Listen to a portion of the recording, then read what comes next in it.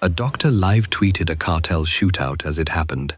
A photographer refused to lower his camera. A taxi driver read the news out loud on air. Seeing was supposed to be harmless. To the cartels, it was an act of war. These are the people who were killed for witnessing a cartel operation. Case 1. Marisol Macias Castañeda. Marisol Macias Castañeda was 39 years old, and in the border city of Nuevo Laredo, she lived something close to a double life. By day, she was a woman with a steady office job at a local newspaper, a person who held an administrative post and kept her head down, the way nearly everyone in that city had learned to keep their head down.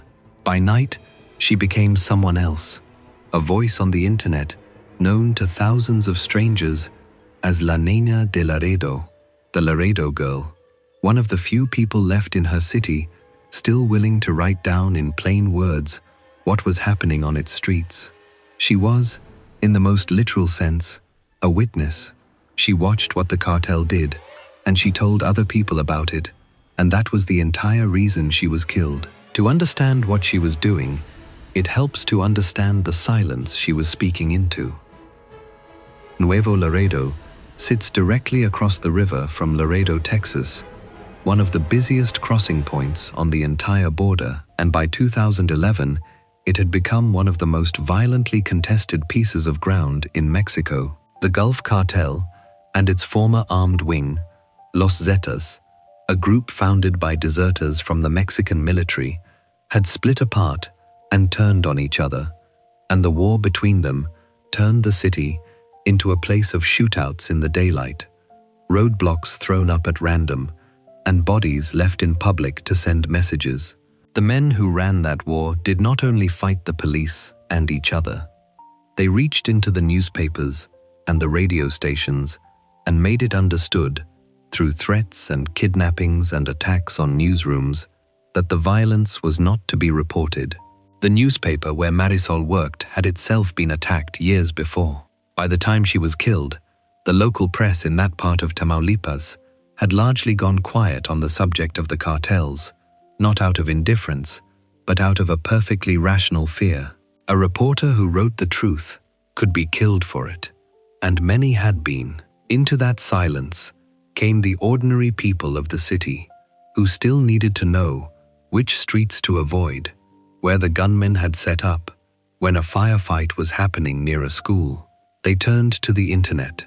On social media and on local message boards, they began doing for one another what the newspapers could no longer do, posting real-time warnings about shootouts and blockades, marking the corners where lookouts stood, sometimes passing along tips to the Army and the Navy. The most important of these gathering places in Nuevo Laredo was a community website called Nuevo Laredo en Vivo, which meant Nuevo Laredo Live.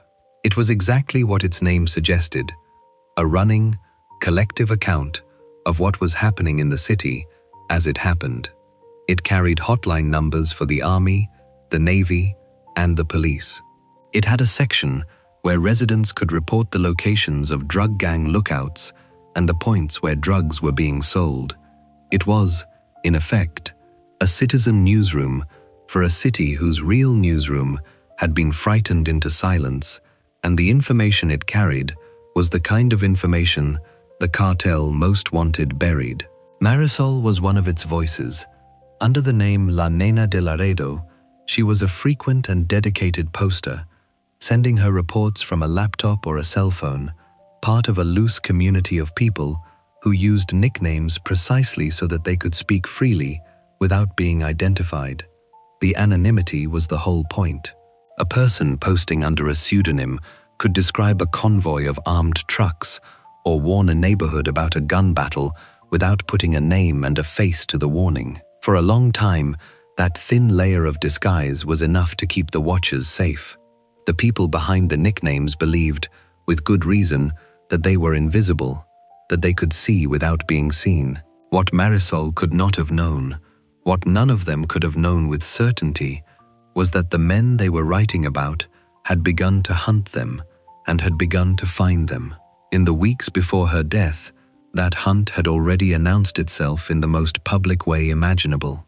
Earlier in that same month of September 2011, the bodies of a young man and a young woman had been found hanging from an overpass in Nuevo Laredo, left there, in the open, with a handwritten message warning that this was what would happen to people who posted about the cartel on the internet. The message named specific websites. It was a threat addressed not to any one person, but to an entire community of online watchers, a promise of what was coming for them. For the people who used Nuevo Laredo en Vivo and sites like it, the warning was impossible to misread. The cartel had decided that the citizens reporting its movements were enemies, and it had decided to make examples of them. Marisol kept posting anyway. Whether she believed the threat did not apply to her, or believed her nickname still protected her, or simply decided that the work mattered more than the risk, she went on doing what she had been doing, watching and reporting, until the day the men she wrote about came for her. It has never been established exactly how Los Zetas discovered who La Niña de Laredo really was. The community had trusted in the safety of pseudonyms, and somehow that safety failed. The most likely explanations are the simplest and the hardest to guard against: that a phone was searched at one of the cartel's roadblocks and an account was found inside it, or that someone who knew her identity gave it up. However it happened, the disguise that had let her speak freely was stripped away, and the woman behind the Laredo girl was exposed to the people she had spent so long watching. On a Saturday, late in September 2011, her body was found on the side of one of the city's main thoroughfares, near a monument to Christopher Columbus that stood close to the international border. The details of what was done to her were brutal, the kind of brutality the cartel used deliberately and theatrically, and this account will not dwell on them beyond what is needed to understand the message the killers were trying to send. She had been beheaded, and her body had been arranged in public at the foot of a monument that the warring cartels had already turned into a place for displaying their dead. Around her, the killers had laid out a small, pointed tableau, a keyboard and computer cables and other pieces of equipment, the tools of the very work they were punishing her for. The staging was its own kind of statement.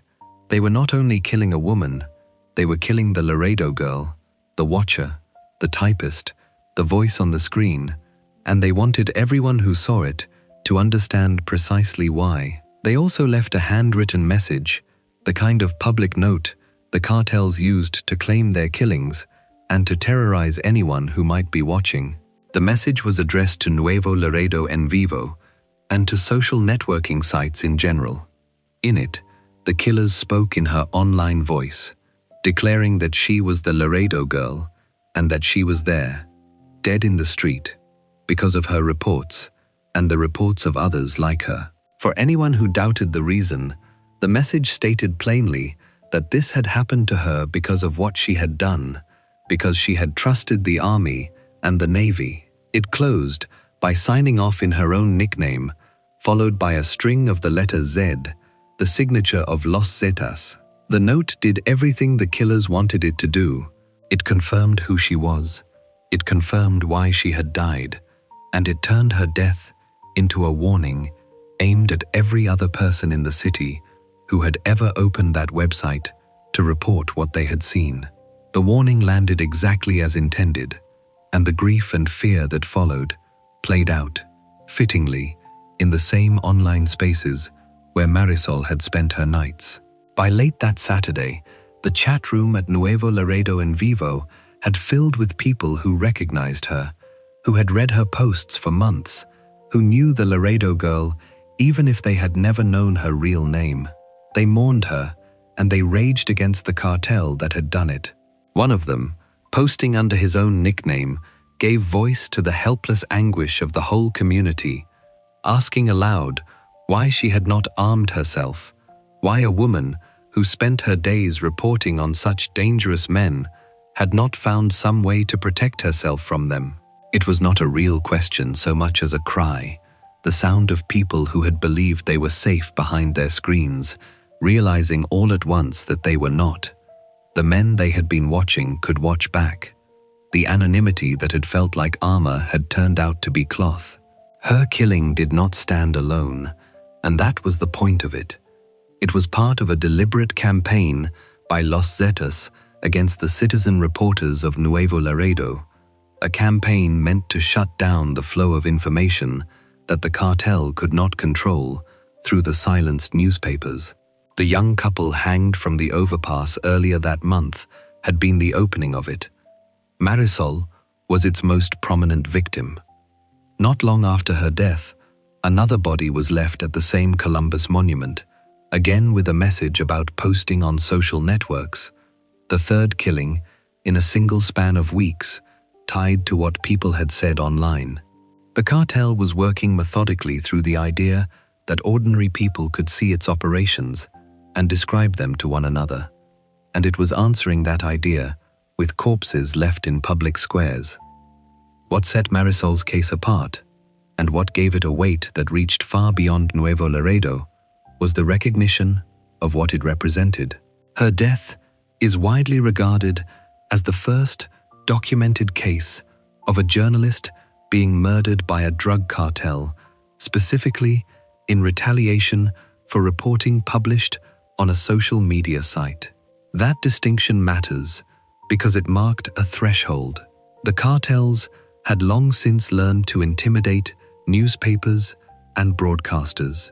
Now they had demonstrated that they would reach into the new, informal, supposedly anonymous world of citizen reporting and kill there too, that no platform was beyond them, that the act of witnessing and sharing had become a capital offense no matter where it was done.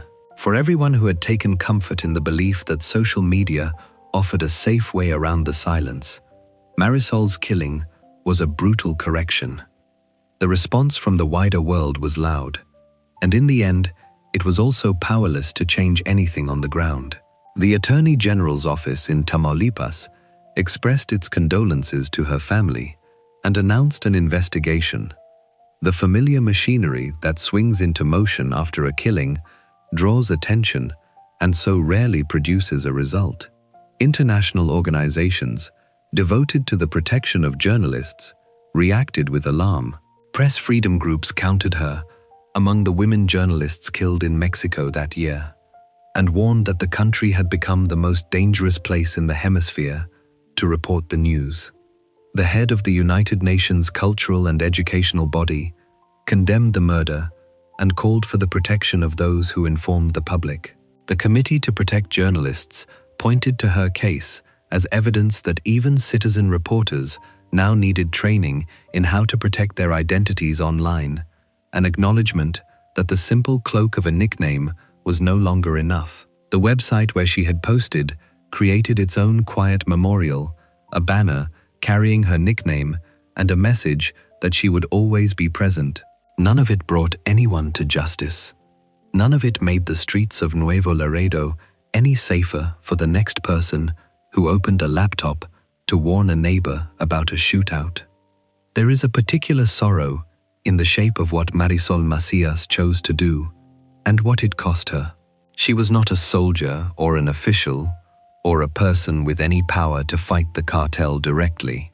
She was a woman with an ordinary job who, in her own time, with her own laptop and phone, took on the work that the institutions of her city had abandoned out of fear.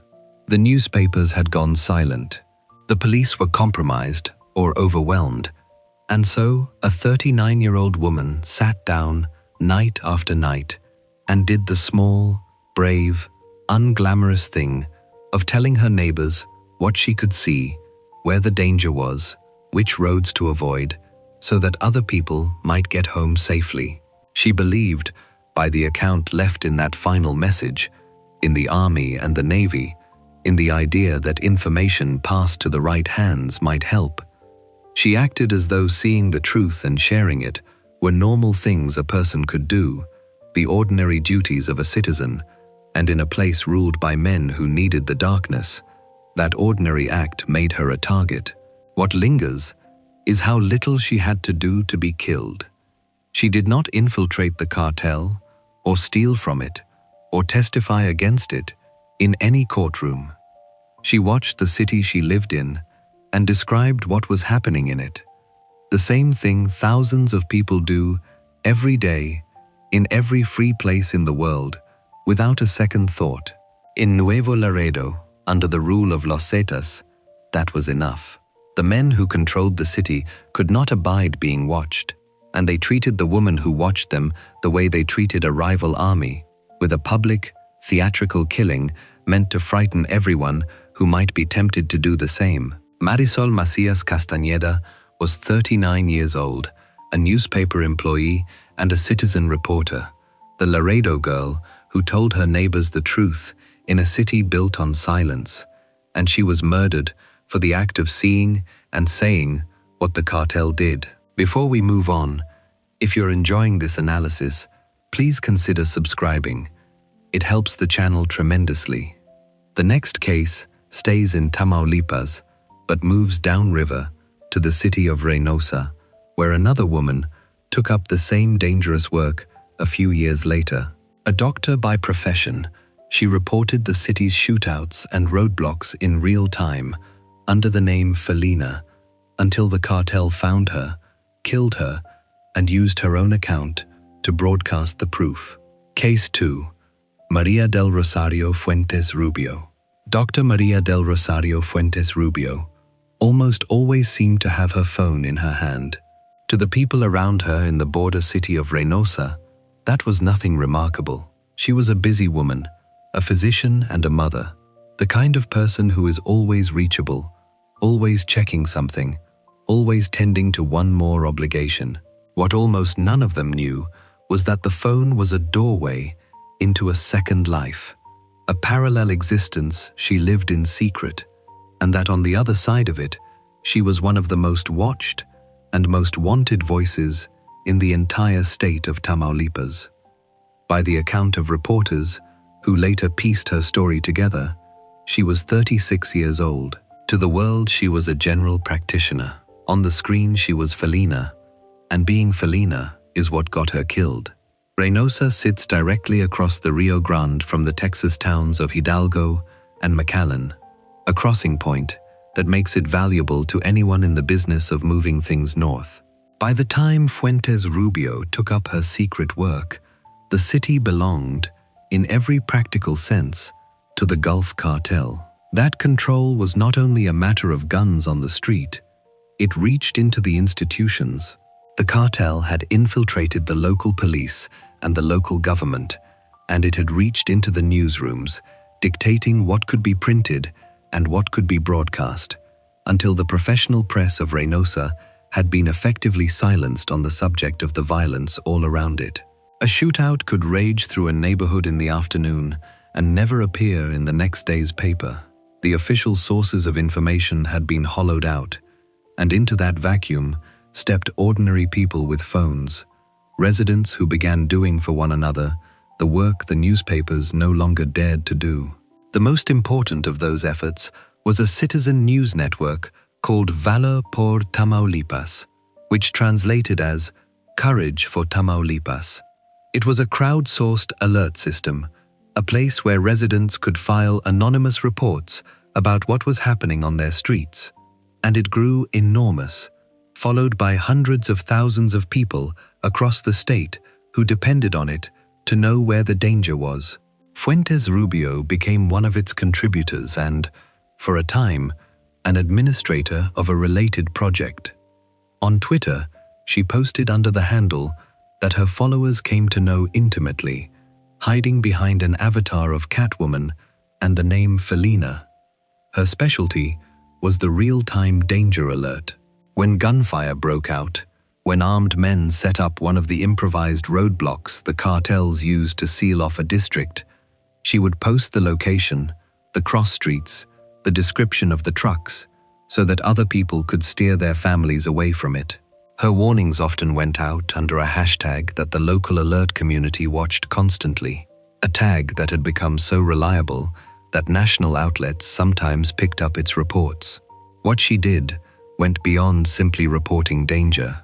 She used her account to push back against the silence in every way she could think of. She published emergency telephone numbers. She urged the victims of crime not to stay quiet, but to file reports, even when doing so meant risking reprisal. She repeatedly called on her neighbors to pass anonymous tips about cartel activity to the army's hotlines, and she sometimes offered to act as a go-between for people too frightened to make the call themselves. She celebrated openly when gunmen were captured or killed, and she made no secret of her support for the soldiers and Marines fighting the cartels. To the people who relied on her, she was a lifeline. To the men she was reporting on, she was something else. An enemy hiding behind a cartoon mask, a watcher who would not look away, and over time, her relentless visibility made her exactly the kind of target they had begun to hunt. Her courage was not confined to the screen, and that is part of what makes her story so human. The same energy she poured into her alerts spilled into her community in ordinary, generous ways. She raised money for people in need. She organized blood donations. She helped families find affordable housing and connected people with free medical care. When a hurricane brought flooding to the region, she threw herself into the relief effort. Those who knew her work described someone who would move heaven and earth for anyone who asked. A person whose reporting was only one expression of a much larger impulse to help. The qualities that made her good at the dangerous work, the willingness to engage, the refusal to be careful about her own safety when someone needed her, were the same qualities that, in the end, exposed her. Friends had warned her that by raising her profile in the community, she was making herself easier to find.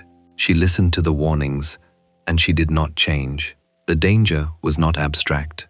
More than a year before her death, an unidentified criminal group had circulated leaflets across the region, offering a reward equivalent to tens of thousands of dollars to anyone who would reveal the identities of the people running Valleport, Tamaulipas. The administrators of the network lived under constant threat, and at points, the violence forced them to pause their work entirely. For her own safety, Fuentes Rubio had formally stepped back from her administrative role in 2013, but stepping back was not the same as stopping. She kept posting, kept sending out her high volume of alerts, kept being Felina. In the days before she disappeared, the threats grew specific and personal. A message went out on Twitter that named her directly, a taunt from someone claiming the hunters were getting close to several of the watchers, with a warning that Felina should be careful. The men she had spent years writing about were telling her, in public, that they knew she was out there and that they were closing in. On the 15th of October, 2014, shortly before noon, they reached her. Armed men in pickup trucks seized her as she left her workplace, and clinic staff watched it happen. The exact circumstances have never been fully settled. By one account, she was taken from the parking lot of the clinic where she practiced, dragged into a waiting vehicle along with another doctor and a nurse. By another, she was abducted as she made her way to the medical department of the factory where she also worked. The result did not change with the version. She was gone, taken against her will by armed men in the middle of the day, in a city where such things happened and were rarely solved. A family member filed a kidnapping report. The other doctor who had been taken with her was released that same night, and what he told the authorities afterward carried a terrible finality. He did not believe she would be coming back.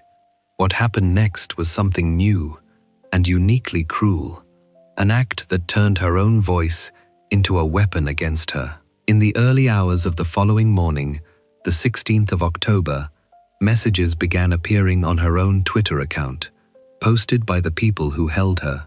The first revealed what she had spent years hiding, announcing her real name, stating that she was a physician, and declaring that her life had reached its end. Moments later came more. A message warned her friends and family not to make the mistake she had made, insisting they would gain nothing by it, that she had found her death in exchange for nothing at all. Another was aimed at the wider community of watchers, tagging several of the most prominent citizen reporters by name and warning them that the cartels were closer to all of them than they imagined. And then came the final post, which contained no words. It was 2 photographs.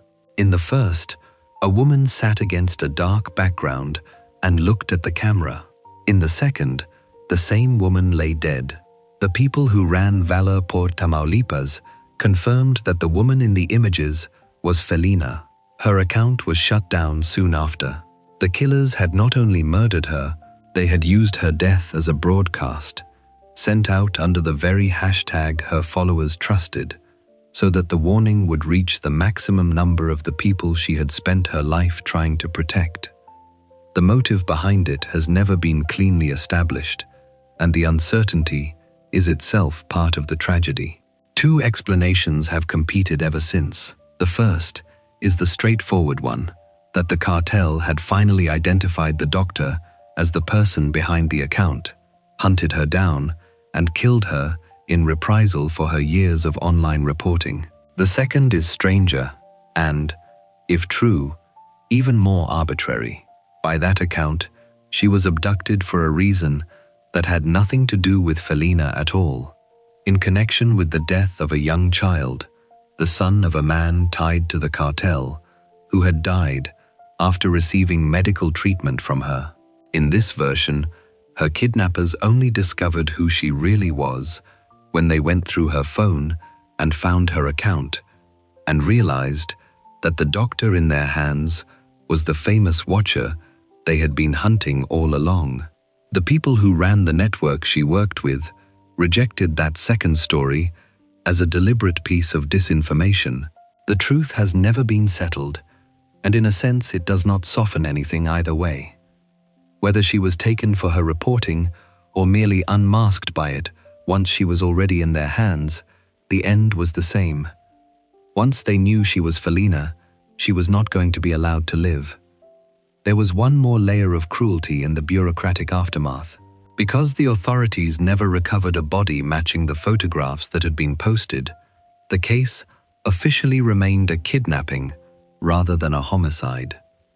On paper, she was not dead, but disappeared, suspended in the limbo that swallows so many of Mexico's missing, denied even the grim certainty of a confirmed death. Her family did not wait to find out what that distinction would mean. The day after she was taken, after filing their report, they left the country. They understood, as everyone in that world understood, that the cartel now had her phone, with its contacts and its messages, and its record of who she had spoken to, and that anyone close to her might be next. Her killing sent a wave of fear through the entire community of citizen reporters, and it was meant to. Other watchers who had worked alongside her changed their phone numbers and deleted their old conversations with her, terrified that the cartel could trace them through the device it now controlled. Press freedom organizations condemned the murder and demanded a real investigation, pointing out, as they always had to, that the killing of those who reported the news in Mexico almost never led to anyone being punished. People who tracked the violence called her death a turning point, a moment that would make countless others think hard before posting another word. The network she had served posted its grief publicly, describing her as someone who had given everything, her life, her future, her safety, and her peace, for the good of the people of the state. Its founder wrote that Mute 3 had ceased to report, but that the criminals did not understand what they were dealing with, because she had become part of the soul of the community and would never have surrendered them to organized crime. What lingers about Maria del Rosario Fuentes Rubio is the ordinariness of the life she risked and the smallness of the act that the cartel found unforgivable. She was a doctor and a mother with a steady job and a phone she could not put down. She did not carry a weapon or lead an organization, or threaten anyone's business directly. She watched her city, and she told the truth about what she saw. The locations of the shootouts, the positions of the roadblocks, the things the silenced newspapers would not print, so that her neighbors might survive another day. In a place where the men with the guns had bought the police and frightened the press into silence, that simple act of witnessing became the most dangerous thing a person could do, and the men she watched answered it by killing her and then speaking in her voice, turning the very account she had used to protect people into an instrument of terror against them. She had spent years insisting that ordinary people did not have to stay quiet. The cartel killed her to prove that they did. Before we move on, if you're enjoying this analysis, please consider subscribing. It helps the channel tremendously. The next case leaves the northern border behind and travels down the Gulf Coast to the state of Veracruz, to a small town near the port, where a taxi driver had built a tiny newspaper of his own and read the local news aloud from his cab. He had been writing about crime and corruption in his community when armed men pulled him from his home one evening, and he did not survive the night. Case 3. José Moisés Sánchez Cerezo. The taxi that José Moisés Sánchez Cerezo drove through the streets of Medellín de Bravo was more than the thing that put food on his family's table. It was his newsroom, his press, and his microphone all at once. He had even mounted a speaker on it, and as he rolled through the town, he would read the local news aloud to whoever was within earshot, a one-man broadcast carried on the roof of a working cab.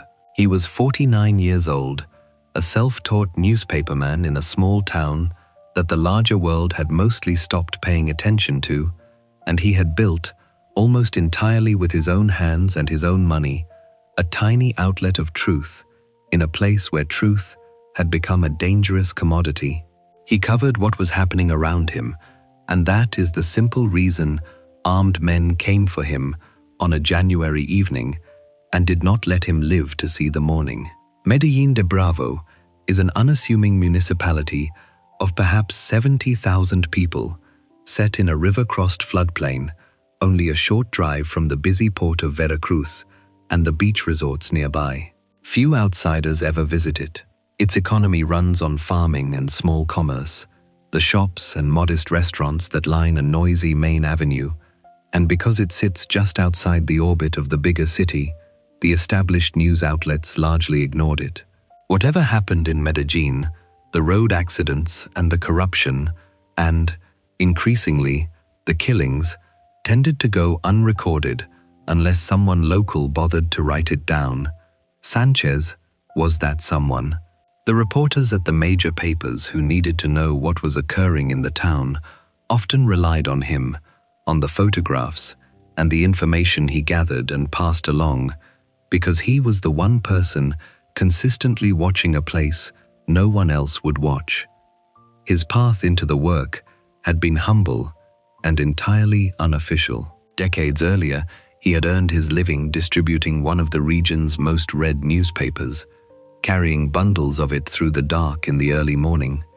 In those pre-dawn hours, he fell into the company of the reporters, and listening to them talk about their craft, he caught the desire to do it himself. He never went to a university for it. He never trained for it in any formal way. He simply began doing it, founding a small weekly he called La Unión, which meant the Union, and publishing it in print and online whenever he could afford to. He paid for the whole enterprise out of his own pocket, with the money he made driving the cab and running a little grocery store. Journalism did not pay him a cent. It cost him in money and in time, and finally in everything, and he did it anyway because he believed his town needed it. The taxi was central to the way he worked, and not only as a source of income. Driving it put him in conversation with his neighbors all day long, fare after fare, and those conversations were where his reporting came from.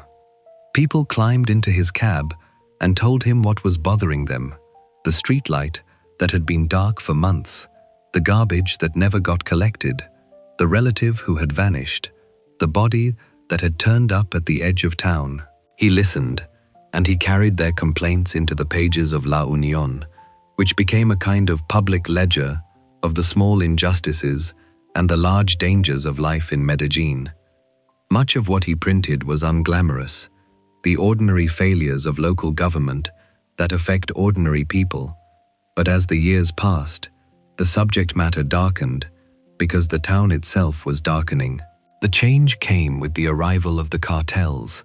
Medellin de Bravo sat close enough to the city of Veracruz to become, in the words of his own family, a stronghold for organized crime, and as the war between criminal groups intensified across the state, bodies began to appear in places where they had not appeared before. His son later explained that in the early years, his father had deliberately steered away from crime reporting, understanding perfectly well how dangerous it was. But once the killings started showing up in his own community, Sanchez felt he could not keep looking away, and he began to cover them. Around the same time, a new mayor took office in the town, a man named Omar Cruz Reyes. At first, by the family's account, the relationship between the newspaperman and the mayor was cordial enough. It did not stay that way. What soured it was the journalism. La Unión did not flatter the local government. It denounced kidnappings and extortion allegedly carried out by police officers working hand in hand with criminals. It described the mayor's refusal to take stronger action against the violence. In the months before his death, Sanchez had also thrown himself into something that made him even more inconvenient to the people in power. Residents fed up with the crime had begun organizing a neighborhood watch, a self-defense effort to protect themselves where the authorities would not, and Sanchez both reported on it and took part in it. For a local government that wanted to project an image of control, a citizen reporter publicizing the idea that the town's own people had to arm and organize because the officials had failed them was a serious irritant. Over the year leading up to his abduction, according to his relatives, the threats came, some of them traced to the mayor himself, warnings that the man with the taxi and the newspaper had crossed a line. He did not stop. In the final days of 2014, he was still posting photographs of protests against the state's governor and sharing news of a recent killing, still acting as the eyes of a town that no one else was watching. Then, on the evening of the 2nd of January, 2015, the warnings turned into action. At around 7:30, 3 vehicles pulled up to his home in the working-class neighborhood where he lived. Armed men, in ordinary civilian clothes, forced their way inside. They seized him, and they seized the tools of his trade as well, taking his computer, his camera, and his cell phones, stripping the house of the evidence of what he had been doing. As they dragged him toward the waiting car, he was not pleading for his own life. By the account that survived that night, he begged them only not to hurt his family. His wife, holding their 2 small grandsons, could do nothing but watch him be taken away. When his son reached the house soon after, all his mother could manage to say was that they had taken him.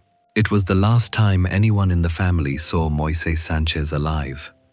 For 3 weeks he was simply missing, and the family lived in the agony of not knowing.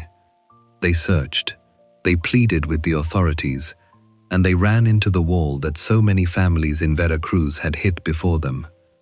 The state's response was sluggish and, worse, dismissive. The governor, in those first days, referred to Sanchez publicly as an activist and a taxi driver, language that pointedly avoided calling him what he was, a journalist, and that drew immediate anger from reporters across the state, who recognized it for what it was, an attempt to minimize the killing and to sever it from his work. It was a pattern the authorities in Veracruz had used before, the reflexive insistence that a dead journalist had not really been a journalist, or had not really died for the journalism, a way of making the murders of the press disappear into the general background of crime. On the 24th of January, the search ended in the worst possible way.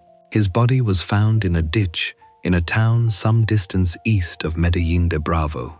He had been decapitated and his body mutilated, and the medical findings about how he died were brutal enough that this account will not dwell on them beyond saying that the cruelty was deliberate and extreme, the kind meant to terrorize as much as to kill. DNA testing confirmed what the family had dreaded, that the remains were his. A man who had spent his life trying to make his small town a little safer had been tortured to death and discarded at its edge. What the investigation uncovered laid bare the thing that made his case, and so many like it, so hard to solve, which was that the line between the criminals and the authorities had effectively dissolved. The men accused of carrying out the abduction and the killing were not strangers from a distant cartel. By the account that emerged from the investigation, they were former police officers who had formed themselves into a drug trafficking gang, and one of their number was said to have done the dismembering. The order to take Sanchez, according to a confession cited by the state, had come down through the deputy police chief of Medellín, a man who also served as the mayor's driver and bodyguard. And that order, the same account alleged, had originated with the mayor himself, Omar Cruz Reyes, who reportedly wanted the troublesome newspaperman to be disappeared because his crime reporting interfered with him. The arrangement described was a grim merger of local power and criminal enterprise, a mayor allegedly using a gang of ex-police who were permitted to sell drugs in the area in exchange, to erase a journalist who would not stop watching them. In a town like Medellín, witnessing what the criminals did and witnessing what the government did had become the same act, because they were so often the same people. The pursuit of justice that followed was long and only partial, and it required the family to fight for every inch of it. They refused to accept the local handling of the case. The journalist's son became the public face of that refusal, demanding that federal authorities take over because the family did not trust the state, which was so entangled with the very people suspected of the crime. Relatives protested in public, including outside an event attended by the country's president, pressing for the case to be pulled into federal jurisdiction. Reporters elsewhere demonstrated on his behalf, holding up the long roll of the more than 100 journalists who had been killed or disappeared in Mexico. A federal judge eventually ordered the national prosecutors to investigate the murder through the Special Unit for Crimes Against Free Expression, ruling that the earlier refusal to even recognize Sanchez as a journalist, on the grounds that his main job was driving a taxi, violated the basic standards meant to protect the press.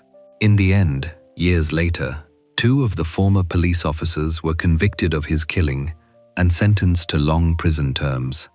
The man the prosecution named as the intellectual author of the crime, the former mayor, fled and remained a fugitive, never made to answer in a courtroom for what the family believed he had ordered. There is a quiet dignity in the shape of Moisés Sanchez's life that makes his death especially hard to sit with. He was not a famous correspondent or a national figure. He was a taxi driver with a grocery store and a self-taught love of the truth, a man who built a newspaper out of nothing because the town he loved was being failed and no one with more resources would say so. He drove his cab and listened to his neighbors and wrote down their troubles, and he broadcast the news from a speaker on his roof so that even those who could not read would hear it. The act that got him killed was the most fundamental act of journalism there is, the act of paying attention to a place and telling people honestly what was happening in it. In a town where the police and the criminals and the elected officials had grown into a single tangled thing, that attention was unbearable to the people it watched, and they answered it by taking him from his family in the dark and discarding his body in a ditch. What lingers is the smallness of his means against the size of what he attempted and the size of what it cost him. A camera, a computer, a couple of phones, a speaker bolted to a taxi, a weekly paper he could not always afford to print. With those few things, he tried to hold his corner of the world to account, and for that, he was tortured and killed, and very nearly erased from the record entirely, dismissed by the authorities as a mere driver who happened to die. José Moisés Sánchez Cerezo was 49 years old, a husband and a father and a grandfather, the founder of La Unión, the man who read the news aloud from his cab in a town everyone else had stopped watching. He saw what was happening in Medellín de Bravo, and he refused to keep it to himself. And the people who ran that town, in uniform and out of it, decided that the watching had to stop. Before we move on, if you're enjoying this analysis, please consider subscribing. It helps the channel tremendously. The next case stays in Veracruz, but travels south to the oil city of Coatzacoalcos, and back to the year before, to a veteran press photographer who had spent his career documenting the kidnappings and killings that haunted the region. One February morning, a group of armed men forced their way into his home in front of his wife and children and carried him off, and the search for him would end at a rural property alongside the bodies of others who had vanished. Case 4. Gregorio Jiménez de la Cruz. For 20 years, Gregorio Jiménez de la Cruz earned his living behind a camera, and for most of that time, the things he photographed were happy ones. He and his wife worked as professional photographers in the southern Veracruz city of Coatzacoalcos, capturing the ordinary milestones of other people's lives, the weddings and the graduations, the school portraits and the family reunions, the union gatherings where working people came together. He was a self-taught man of modest means, known to friends as Goyo, the kind of person who had built a small, decent life out of patience and a good eye. Only late in that life did he turn his camera and his attention toward darker things, and it was that turn, the decision to start documenting the violence creeping across his region, that put him in the path of the men who killed him. When they came for him, they did not have to ask who he was. By the account his family carried afterward, one of them announced it as they forced their way inside. This was the photographer. Jimenez came to journalism only a few years before his death, and he came to it from the side, the way so much of his life had been improvised. He had no formal training and no journalism degree. What he had was decades of experience with a camera and a willingness to go where other reporters would not.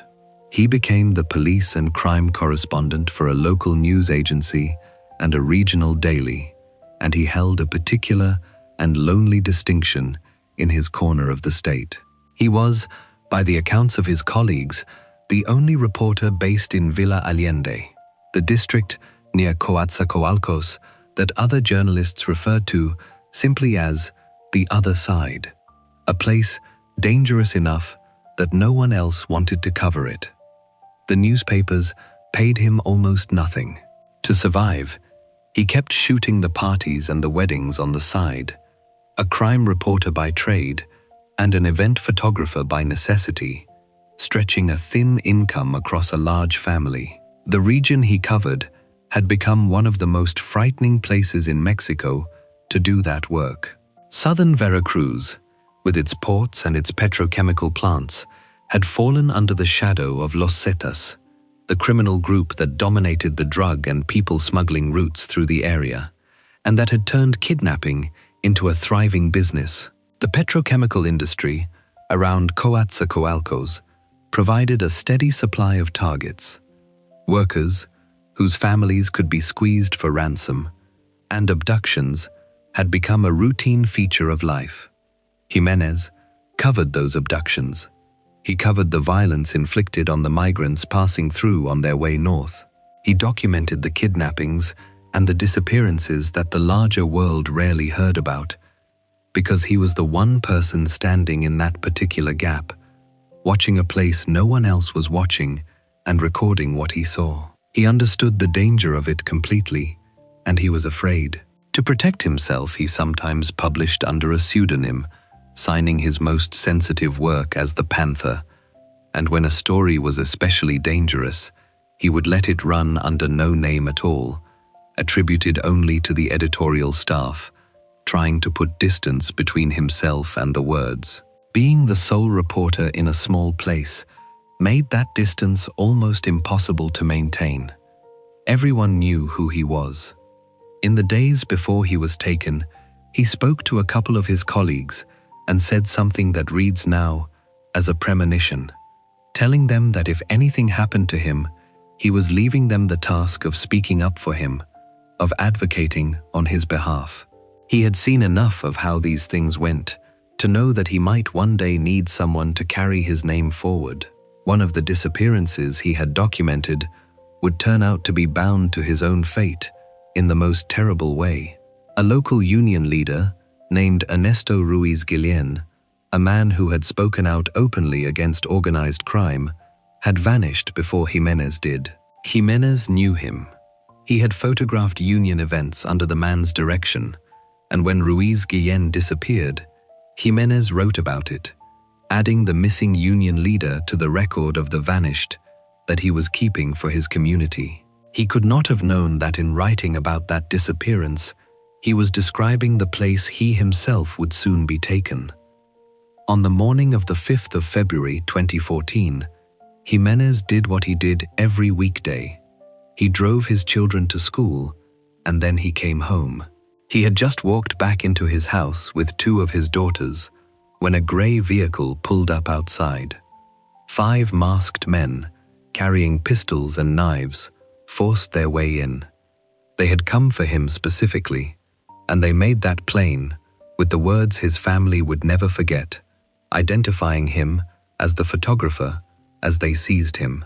They handcuffed him, forced him into an unmarked pickup truck, and drove away, taking him from his own doorstep in front of his daughters. In a single moment, the man who had spent years recording other people's abductions became the subject of one. For the better part of a week, his colleagues and his family held on to hope. Journalists across the region and across the country mobilized in a way that the killings of the press in Mexico do not always provoke, demanding that he be found alive, filling social media with pleas that used his nickname and insisted that he not be allowed to become another statistic. They protested in the plazas. They pressed the authorities. Federal forces, the Army and the Navy, and the federal police were brought into the search alongside the state. For days, it seemed possible, barely, that the campaign might work, that the outpouring might be enough to bring Goyo home. It was not. The break in the case came when a man was arrested at the Coatzacoalcos bus station as he prepared to leave the city, and what he told investigators led them to a rural property.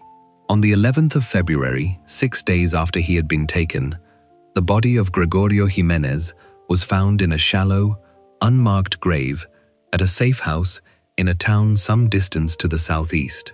He had likely been killed the day after his abduction. He had not been buried alone. In the same grave were 2 other bodies, an unidentified taxi driver and Ernesto Ruiz Guillén, the union leader whose disappearance Jimenez had reported. The man who had documented the vanished had been thrown into the earth beside one of them. The condition of his body told its own story, and this account will not describe it in detail beyond what is necessary to understand what the killers meant by it. He had been mutilated in a way that was deliberate and symbolic, the kind of mutilation used to send a message, and to the journalists who knew him, the message was unmistakable. Whatever the official version would come to say, the people in his profession looked at how he had been killed and saw a reporter being silenced, the violence aimed not only at the man but at the work, a warning to anyone else who might think of pointing a camera at what was happening in southern Veracruz. The official version, when it came, was something else entirely, and the speed with which the authorities reached for it disturbed nearly everyone who was watching. The government of the state moved quickly to declare that the killing had nothing to do with journalism, that it was instead the product of a personal dispute. The principal suspect they named was a woman who owned a local bar and was a neighbor of Jimenez, accused of having hired a group of men to kidnap and kill him over a private grievance for a sum reported at around 20,000 pesos, roughly $1,500.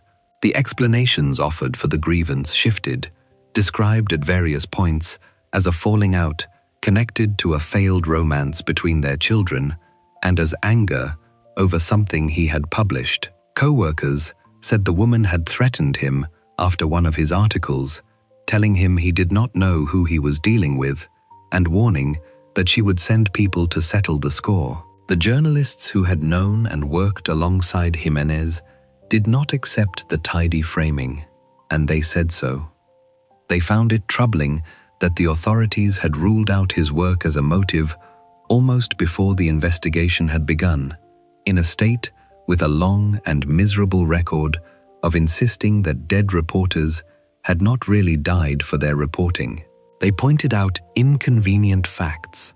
As part of his investigation into the violence against migrants, Jimenez had written about the kidnapping of 2 migrants at a local bar, and there was confusion over whether that bar was the very one the accused woman owned. They questioned how a private citizen with a personal grudge would have assembled and paid so many men to carry out so elaborate an abduction for so little money. And they kept returning to the body itself, to the symbolic brutality of it, which spoke the language of organized crime, silencing a witness, rather than the language of a neighborhood quarrel. The aftermath followed the pattern that has come to define these cases: a great deal of motion producing very little justice. A delegation of journalists and representatives of press freedom organizations traveled to Veracruz to investigate the killing themselves and published a report sharply critical of how the authorities had handled it. State officials connected to the case resigned amid the criticism, though the government denied any connection to the murder. The federal special prosecutor for crimes against free expression eventually took over the file. Suspects were arrested, more than the handful first detained, with another taken into custody years later. Several of those suspects said their confessions had been extracted through torture, and through all of it, year after year, the case ground forward without resolution, without the convictions that might have settled what had really happened to Gregorio Jimenez, and why. The man who had asked his colleagues to advocate for him got the advocacy he had requested, and it was not enough to deliver him justice. He left behind a large family, 7 children in all, 4 of them with his partner and 3 from before, and a community of fellow journalists who refused to let his killing fade quietly into the long list of the unpunished.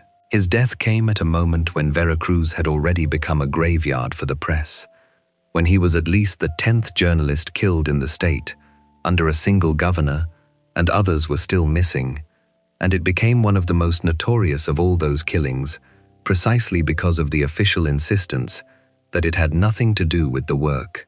That insistence is what his colleagues fought hardest against, because they understood what was at stake in it.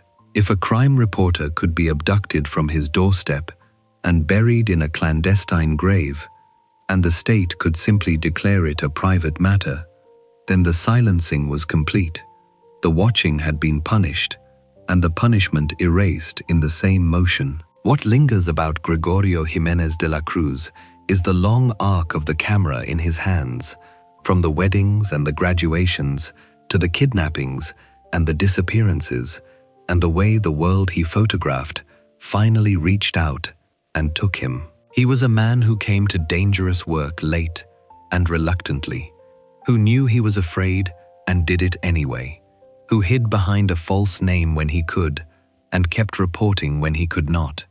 He documented the vanished people of his region with patience and at great personal risk, and in the end, he was made to vanish too, killed and discarded in a grave beside a man whose own disappearance he had recorded. They had called him the photographer, when they came through his door, and that is what he was, the one set of eyes still trained on a place everyone else had agreed to stop seeing. Gregorio Jimenez was 42 years old, a husband and a father of 7, the only reporter on the other side, and he was killed for the simple, stubborn act of continuing to look. Before we move on, if you're enjoying this analysis, please consider subscribing. It helps the channel tremendously. The next case follows another Veracruz photographer, one who saw what was happening to people like Gregorio Jimenez and decided he could not stay.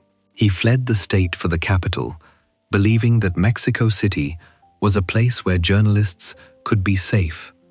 A few weeks later, he was found in an apartment there, shot dead, alongside 4 women, and the killing shattered the last refuge the country's reporters thought they had. Case 5. Rubén Espinosa Becerril. When Rubén Espinosa packed up his life in the summer of 2015, he believed he was moving towards safety. He was a photojournalist, 31 years old, and he had spent years in the state of Veracruz, documenting things that powerful people did not want documented. By that June, the fear had become unbearable. Strangers had begun standing outside his home, watching him, and he had come to understand that he was being followed. So he did what threatened journalists in Mexico had long been taught to do. He left for the capital, for Mexico City, the one place in the country that reporters still thought of as a refuge, a city large and visible enough that the violence of the provinces was not supposed to reach into it. He left behind his friends and even his dog, a companion named Cosmos, and he carried with him the belief that distance would protect him. A few weeks later, he was dead, killed in an apartment in a quiet middle-class neighborhood alongside 4 women, in a crime that shattered the idea that anywhere in Mexico was safe for the people who watched and recorded. Espinosa had come to photography on his own, without formal schooling, beginning his career in Mexico City before his work drew him to the provinces. He became a correspondent for a prominent national news magazine and a photo agency, and for 7 years he worked in and around Jalapa, the capital of Veracruz, which was by then one of the most dangerous places in the country to practice journalism. His specialty was not crime in the ordinary sense. He photographed social movements and protests, the demonstrations of students and workers and ordinary citizens, and he made a particular point of capturing the moments when those gatherings were met with force, when people were beaten or repressed by the authorities. His camera was trained, again and again, on the relationship between power and the people it ruled, and in Veracruz, that was an extraordinarily dangerous thing to be looking at. The state he worked in had become, under its governor at the time, a byword for what happened to the press in Mexico. Veracruz in those years was widely regarded as the deadliest state in the country for journalists, a place where more than a dozen reporters were killed or disappeared over the course of a single administration. The government there had a documented habit of insisting every time a journalist died that the death had nothing to do with the journalism, and behind that official denial lay something darker, a state apparatus in which the line between government and organized crime had largely dissolved. The cartels operated in Veracruz with the collusion of officials. Disappearances had become widespread, with clandestine graves multiplying across the countryside, and the machinery of the state itself was used to silence the people who reported on the violence.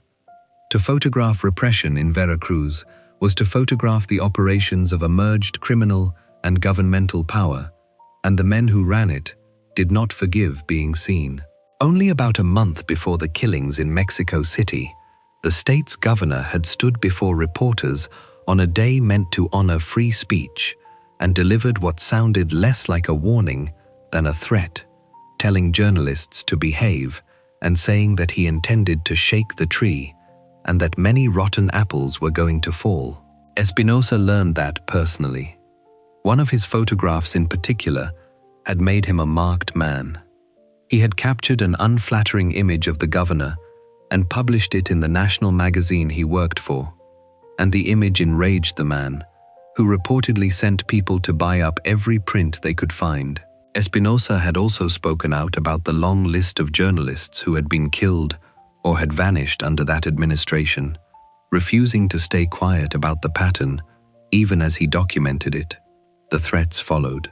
During one protest, he was grabbed and told plainly to stop taking pictures, with a warning that he would end up like the other dead journalists, like a colleague of his who had already been murdered after reporting on officials. He began to notice men outside his house, on 3 separate occasions, watching him and gesturing at him. At least one of them photographed him, turning his own trade back against him. The message was unmistakable, and Espinosa, who by his own account had begun to suffer the symptoms of severe stress, finally decided he had to get out. He went to Mexico City, where a friend named Nadia Vera had also fled. Vera deserves to be understood in her own right, because she was a full participant in the same struggle that had marked Espinosa for death. She was a social anthropologist in her early 30s, originally from the southern state of Chiapas, who had moved to Jalapa to study and had thrown herself into activism, joining the student movement that swept the country in 2012, organizing for the cause of the disappeared, and making herself a persistent public critic of the Veracruz government she accused of repressing its own people. The threats came for her as they came for Espinosa, and she identified the men who menaced her as agents of the governor. What sets her apart, and what makes her killing land with a particular chill, is that she had named her killers in advance. About a year before her death, she sat for a filmed interview about the disappearances in Veracruz, and on camera, she said something that would prove devastatingly prophetic. She declared that she held the governor and his entire cabinet responsible for anything that might happen to her or to the others organizing against him, insisting that their safety was the state's responsibility, because it was the state that sent people to repress them. In the same interview, she described the thing that ran beneath everything, the way the government and the drug traffickers in Veracruz worked hand in glove. She had seen the machine clearly and said so, and roughly a year later, it reached her in the place she had fled to. By the night of the 30th of July, 2015, Espinosa was staying at the apartment Vera shared in the Narvarte neighborhood, a comfortable, ordinary district of the capital, the sort of place that felt about as far from cartel country as a person could get. They had reason to feel, at least for a moment, that they had reached somewhere the violence could not follow. There were 3 other people connected to that apartment, and it is important to name them because they died too, and because they had nothing whatsoever to do with Espinosa's photographs or Vera's activism. Mile Virginia Martin was a 31-year-old woman from Bogota, in Colombia, who worked in Mexico City and lived in the apartment. Yesenia Quiroz was the youngest, only 18 years old, a student from Michoacán who worked on the side as a makeup artist and had recently moved in, and Alejandra Negrete was a 40-year-old domestic worker and mother of 3 who had been hired only days earlier to clean the apartment. The day she died was, by some accounts, only her 2nd day on the job. 5 people in all, of whom 2 were the targets and 3 were simply present, gathered by chance in a single set of rooms. On the afternoon of the 31st of July, 3 men entered the building. What they did inside the apartment was savage, and this account will not detail it beyond what is necessary to understand the nature of the crime. The 5 victims were bound, and each of them was shot, killed with the same weapon in a manner that the investigators described as an execution. There were signs that the violence had been prolonged and deliberate, that the people in that apartment had suffered before they died. The killers then left, fleeing in a car belonging to one of the residents and carrying off some of the victims' belongings. One of the apartment's residents, who had been away at work, returned that night to find the bodies. In the span of an afternoon, in a neighborhood chosen precisely because it felt safe, all 5 had been murdered. The investigation that followed became one of the most contested and unsatisfying in recent memory, and the way the authorities approached it told its own story. Within days, surveillance footage from outside the building had captured the men arriving and entering, and over time, 3 suspects were taken into custody.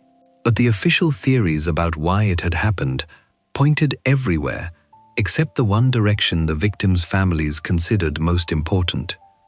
At various points, the killing was framed as a robbery or as a crime driven by motives connected to one of the women rather than to the journalist and the activist. What the families of Espinosa and Vera insisted, then and for years afterward, was that the lead least investigated, the one the authorities seemed least willing to pursue, was the obvious one. Both Espinosa and Vera had fled Veracruz because of threats tied directly to his photography and her activism. The thread that ran back to the Veracruz government, to the administration both of them had defied, was the thread that was never properly followed.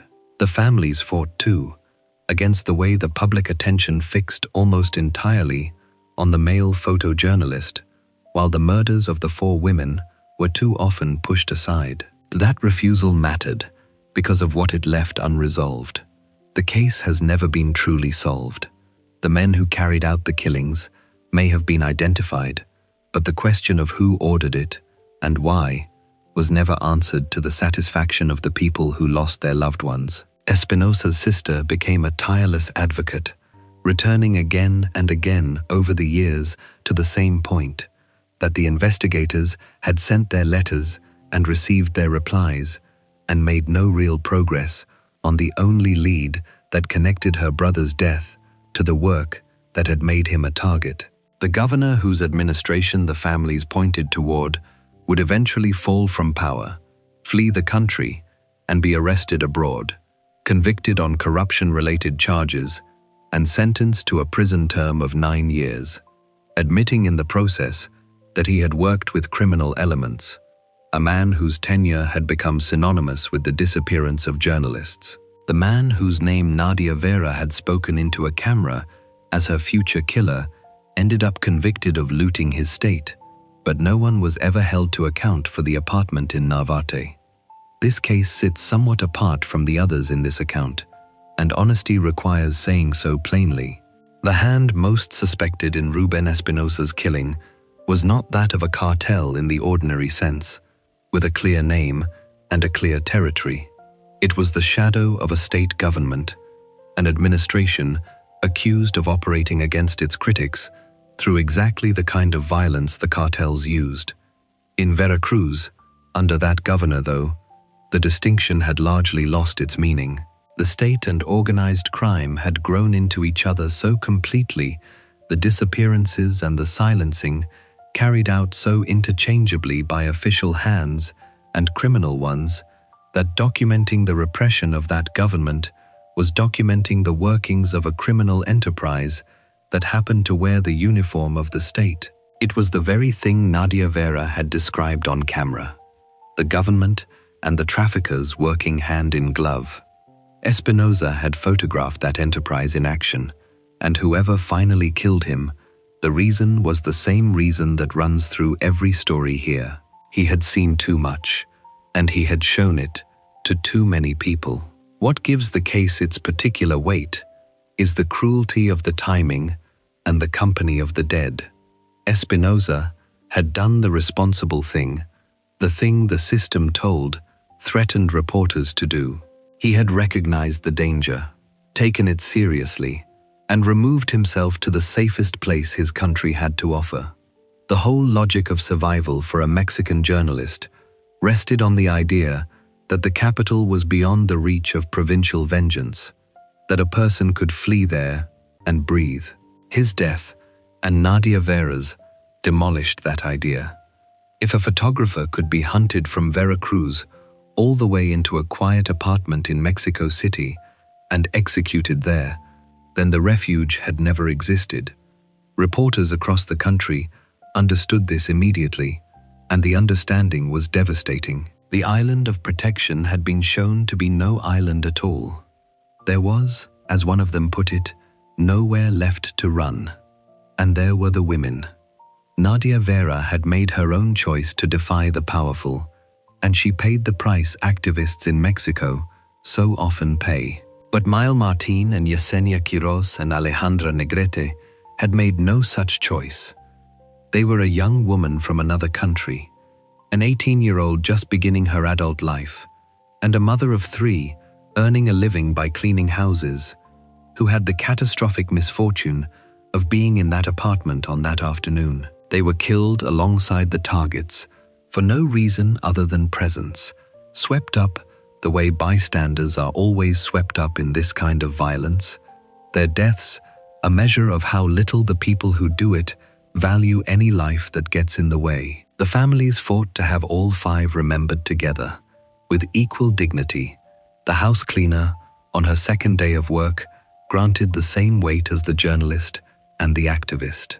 To remember Espinosa honestly is to remember them, the 4 women who died with him, 3 of whom were guilty of nothing more than being in the room. What lingers about Ruben Espinosa is the photograph that would not be unseen and the flight that did not save him.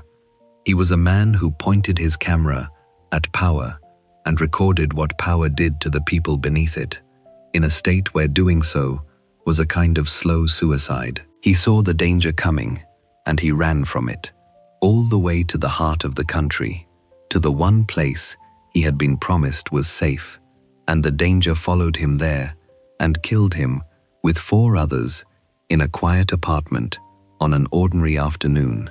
The case remains officially unsolved, the order behind it never traced to its source, but the families have never stopped saying what they believe, that the answer lies back in Veracruz, in the government he had embarrassed and exposed, the same government a young activist had named on camera as her killer a year before either of them died. Ruben Espinosa was 31 years old, a self-taught photographer who documented repression for a living, and he was killed for the pictures he took, in a city he had fled to in the belief that there, at least, no one could reach him. Before we move on, if you're enjoying this analysis, please consider subscribing. It helps the channel tremendously.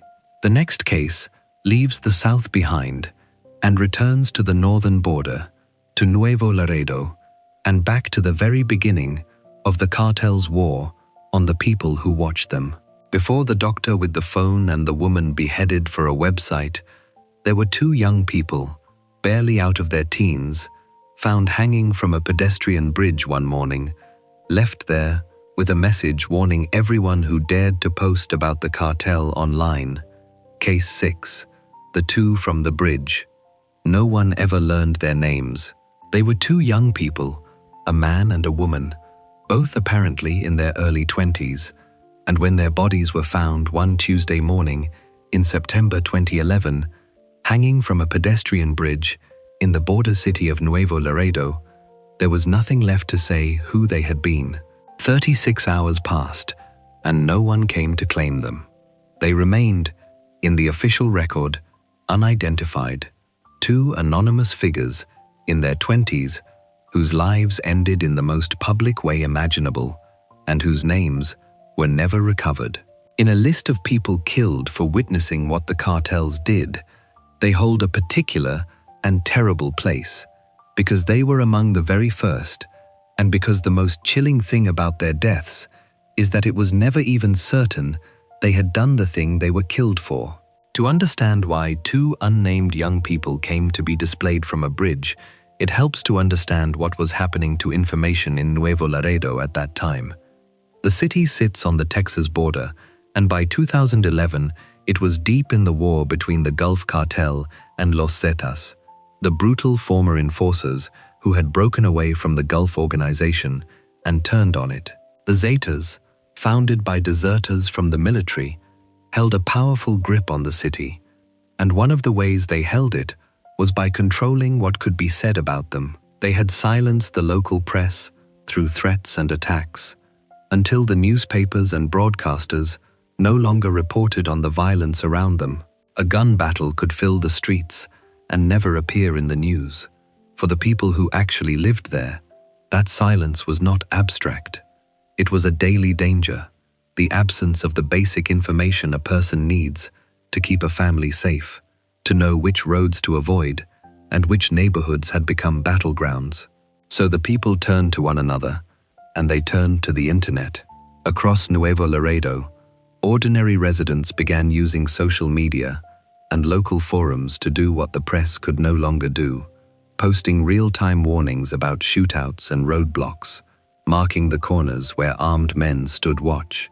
They did it under nicknames, trusting that the anonymity of a screen name would keep them safe. The most important of those gathering places carried, at the top of its homepage, an open call for citizens to report organized crime, complete with hotline numbers for the Army and the Marines, and a form for submitting anonymous tips. In its chat rooms, users swapped sightings of suspicious vehicles and named the places to stay away from. Some of the information went further still, feeding interactive maps that logged where drugs were sold, where stash houses sat, and where the lookouts who fed the cartel its street intelligence kept their watch.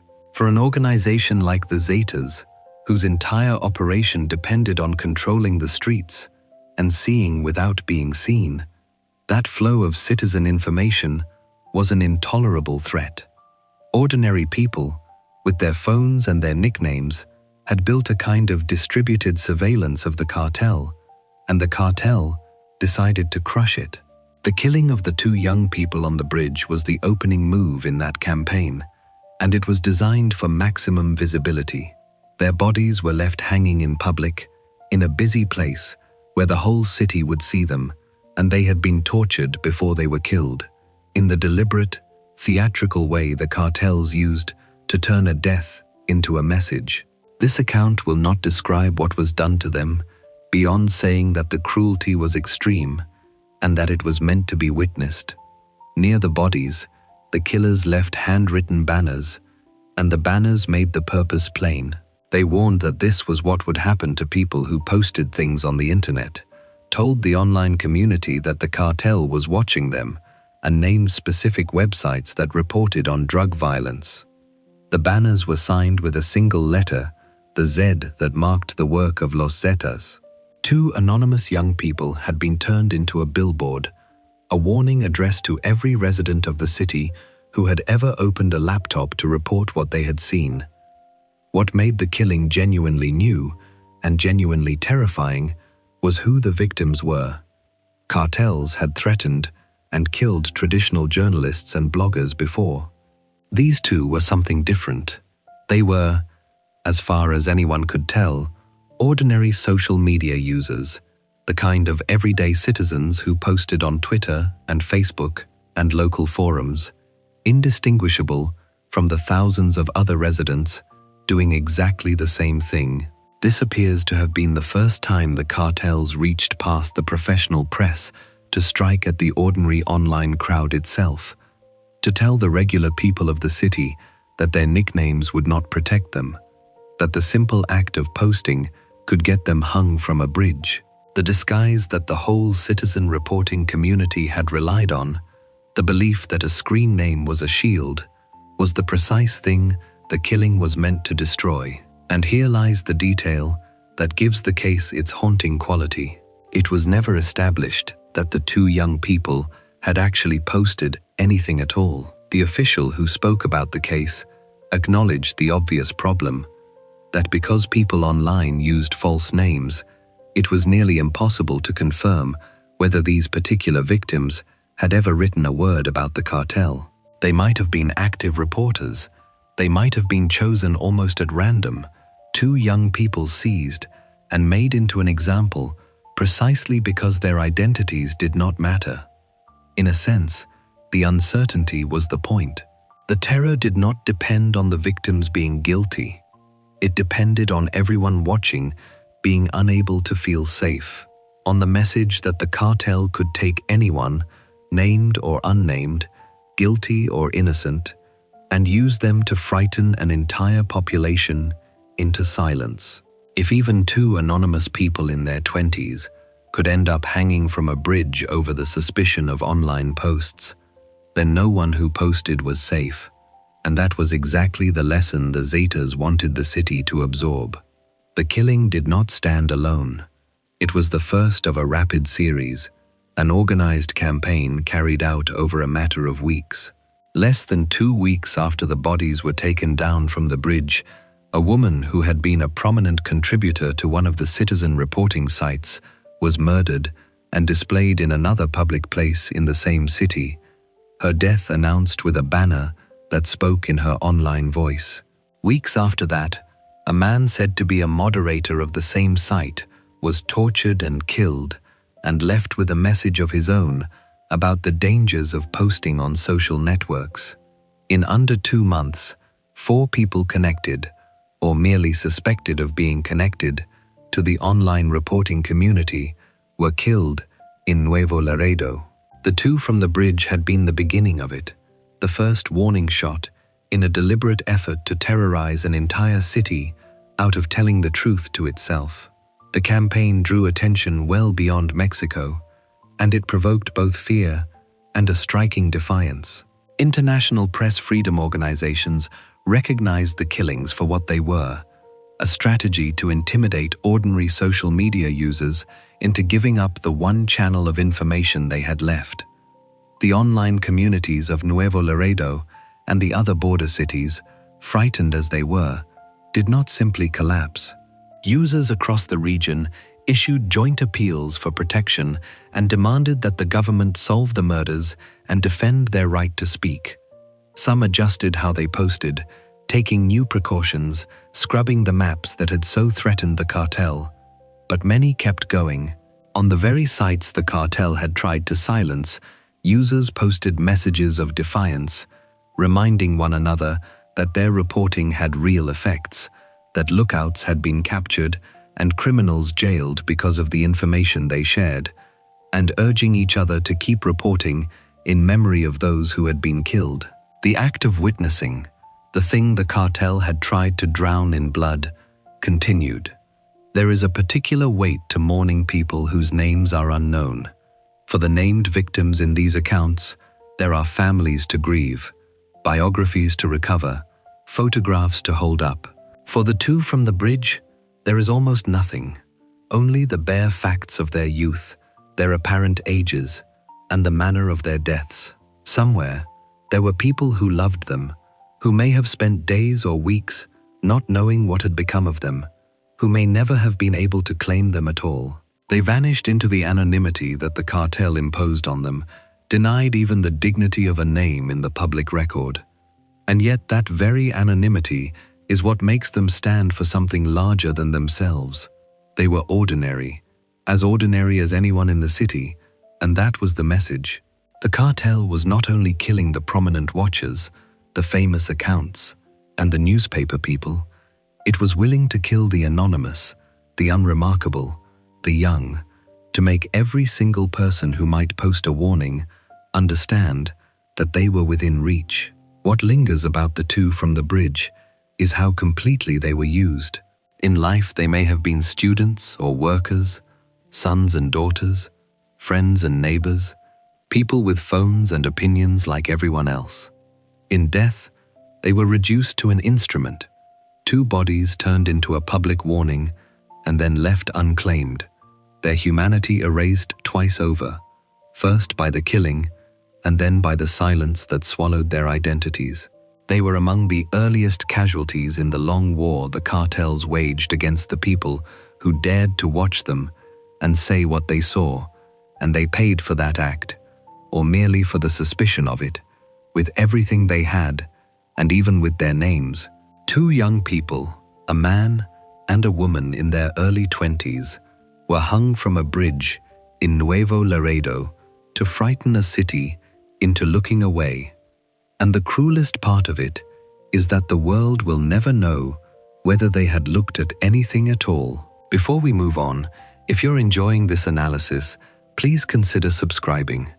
It helps the channel tremendously. The next case jumps forward more than a decade and west to the state of Durango to prove that the war on the people who post never ended. It only changed platforms.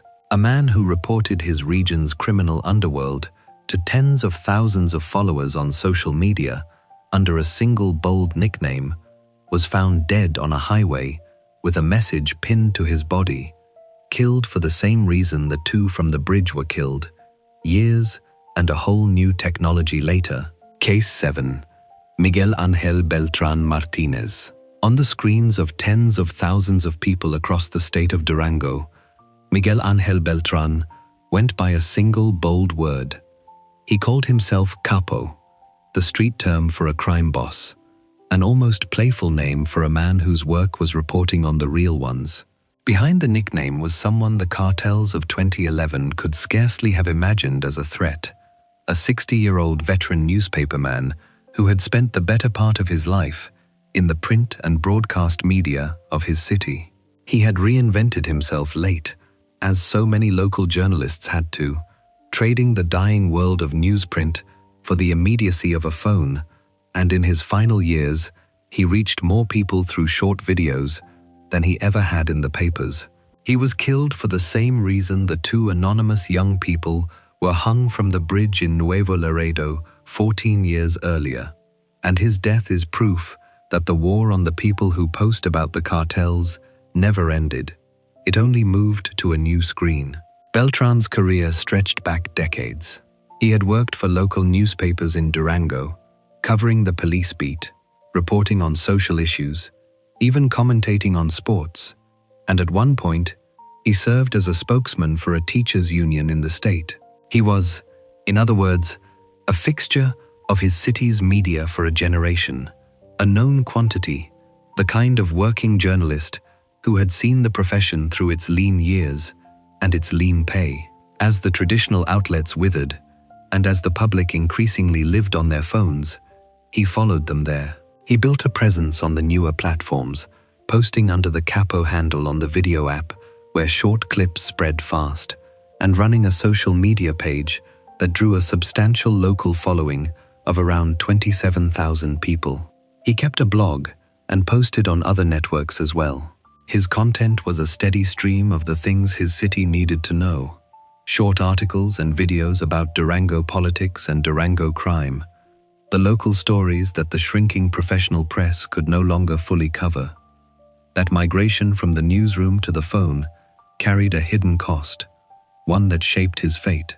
When local journalism still meant a newspaper with an office and a masthead, a reporter who angered the wrong people enjoyed at least the thin protection of an institution, a building, a name larger than his own, colleagues who would notice and shout if he disappeared. The lone digital reporter had none of that. A man broadcasting from his own account on a video app reached a far larger audience than a small paper ever could, but he did so as a single, exposed individual, his face and his voice and his daily routine all visible, with no organization standing between him and the people he reported on. Beltrán had the reach of a newspaper and the vulnerability of a private citizen, and the men he covered understood that math as well as he did. The state he reported on was among the most dangerous ground in all of Mexico for that kind of work.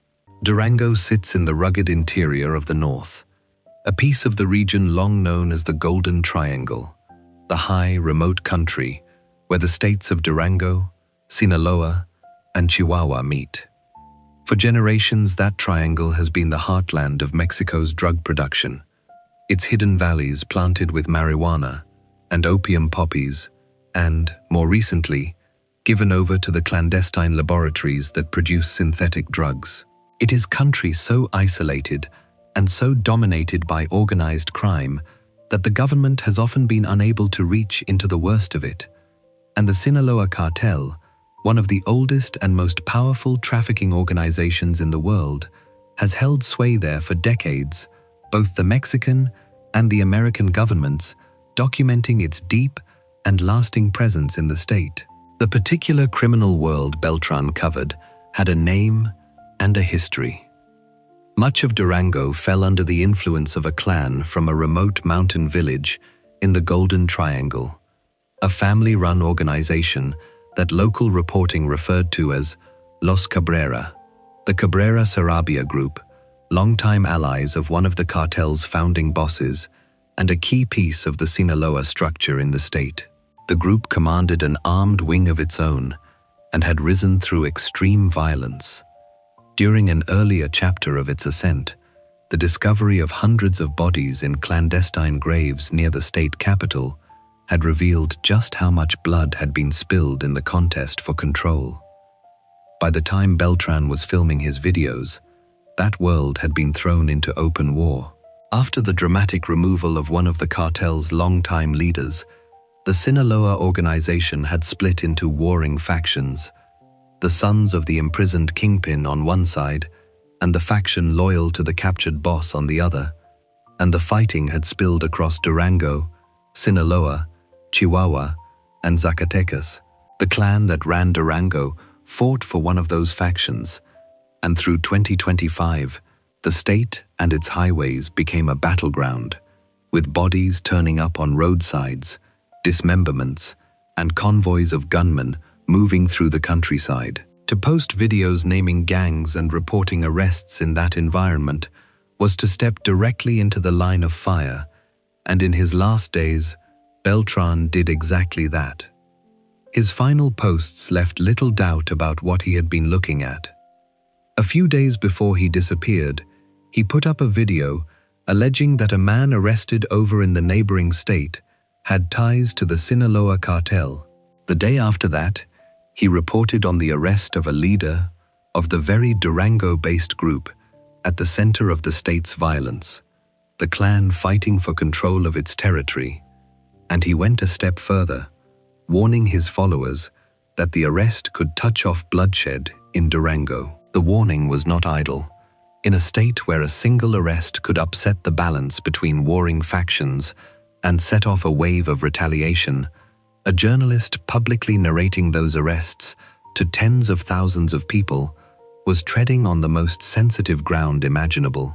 He was doing precisely what citizen reporters across Mexico had been killed for doing since 2011, watching the criminal world of his region and broadcasting what he saw to anyone who would listen.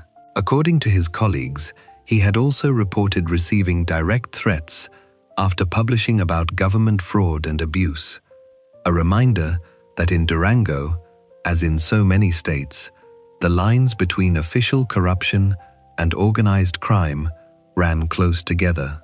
He had no formal protection. The federal program meant to shield endangered journalists had no record of threats against him and had never been in contact with him. He was working, as so many of these people worked, without a net. The timeline of his death was brief and brutal in its ordinariness. On a Thursday, in late October 2025, he left for work, as he did every day, alongside his son. That was the last time his family saw him alive. He did not come home. For 2 days, he was simply gone, and then, on the Saturday morning, his body was found. It had been wrapped in a blanket and left beside a road near a small town close to the state capital, on a stretch of highway that ran toward the cartel-contested country of Sinaloa, one of the corridors over which the warring factions had been fighting. With his body, according to local reporting, the killers had left a message, and the message was itself a kind of confession of motive. The handwritten note, placed alongside the dead, has become one of the signatures of the Mexican drug war, a tool the cartels use not merely to claim a killing, but to communicate, to terrify, to instruct an entire population at once. A body wrapped and discarded on a public road with a placard attached is meant to be found and photographed and talked about, a message broadcast through fear to everyone who hears of it. The note left with Beltran, by those accounts, declared that he had been killed for spreading lies about the people of Durango. The phrasing followed the grim grammar of these killings exactly. The same logic that had been scrawled on the banners hung from the bridge in Nuevo Laredo. The truth recast as a lie. The act of reporting recast as a crime against the very community the reporter had been trying to inform. The state authorities would not confirm the contents of the note, and they said remarkably little about the case at all. But the form of it was unmistakable to anyone familiar with how these things are done. It was his son who identified him the day after the body was found. A father had left for work with his son and come back as a corpse on a roadside, and the family was left to absorb a loss that the state seemed in no hurry to explain. The prosecutor's office in Durango did not comment publicly on the killing, did not announce a motive, did not name suspects. In a country where the overwhelming majority of crimes against journalists are never solved, that silence was its own kind of answer, the familiar shape of a case that would likely join the vast pile of the unpunished. The reaction from the world of journalism was immediate and weary. The response of a profession that has been forced to make this same statement far too many times. The local outlet he had worked for mourned him publicly, expressing grief for his family and friends and calling his loss irreparable. International organizations that track the killing of journalists condemned the murder and demanded a credible investigation, pointing out, as they always must, that Mexico had again proven itself the deadliest country in the hemisphere for reporters. By the count of one such organization, Beltran was the 9th journalist killed in the country that year alone, and the year was not yet over. His death was not even an isolated event in his own state. In the same period, another journalist had been found dead in Durango under similar circumstances, with a comparable message left near the body, a chilling indication that what happened to Beltran was part of a pattern rather than a singular tragedy. What makes his case resonate so strongly is the way it closes a loop that opened more than a decade before. The two anonymous young people hung from the bridge in Nuevo Laredo in 2011 had been killed at the dawn of citizen reporting, when ordinary people first began using social media to report on the cartels, and the cartels first began killing them for it. In the years since, the technology changed completely. The early forums and the first generation of social networks gave way to new platforms, to short video, and to apps that did not exist when the campaign began.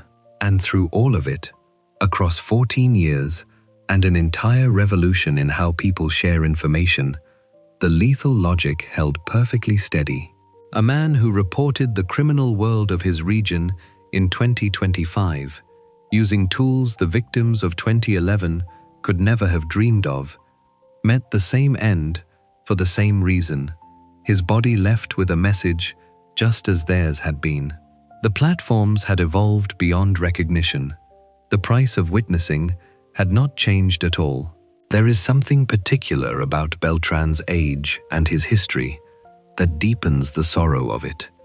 He was 60 years old, a man who had given his entire working life to the journalism of his city, who had covered its sports and its politics and its troubles through decade after decade, who had earned the right, by any reasonable measure, to ease into the quieter end of a long career. Instead, he reinvented himself, learned the new tools, and pointed them at the most dangerous subject in his state, the open war being fought over its highways and its mountains, because the information was needed, and because he was, after 40 years, still a reporter to the core. He took up the digital work at an age when many people are winding down, and he did it knowing the risks, in a state where another journalist had just been killed the same way, and in the middle of a cartel war that was filling the roads around him with the dead. The nickname Capo carried a certain bravado, the swagger of a man unafraid to talk about the bosses. The body wrapped in a blanket on the highway was the answer the real bosses gave.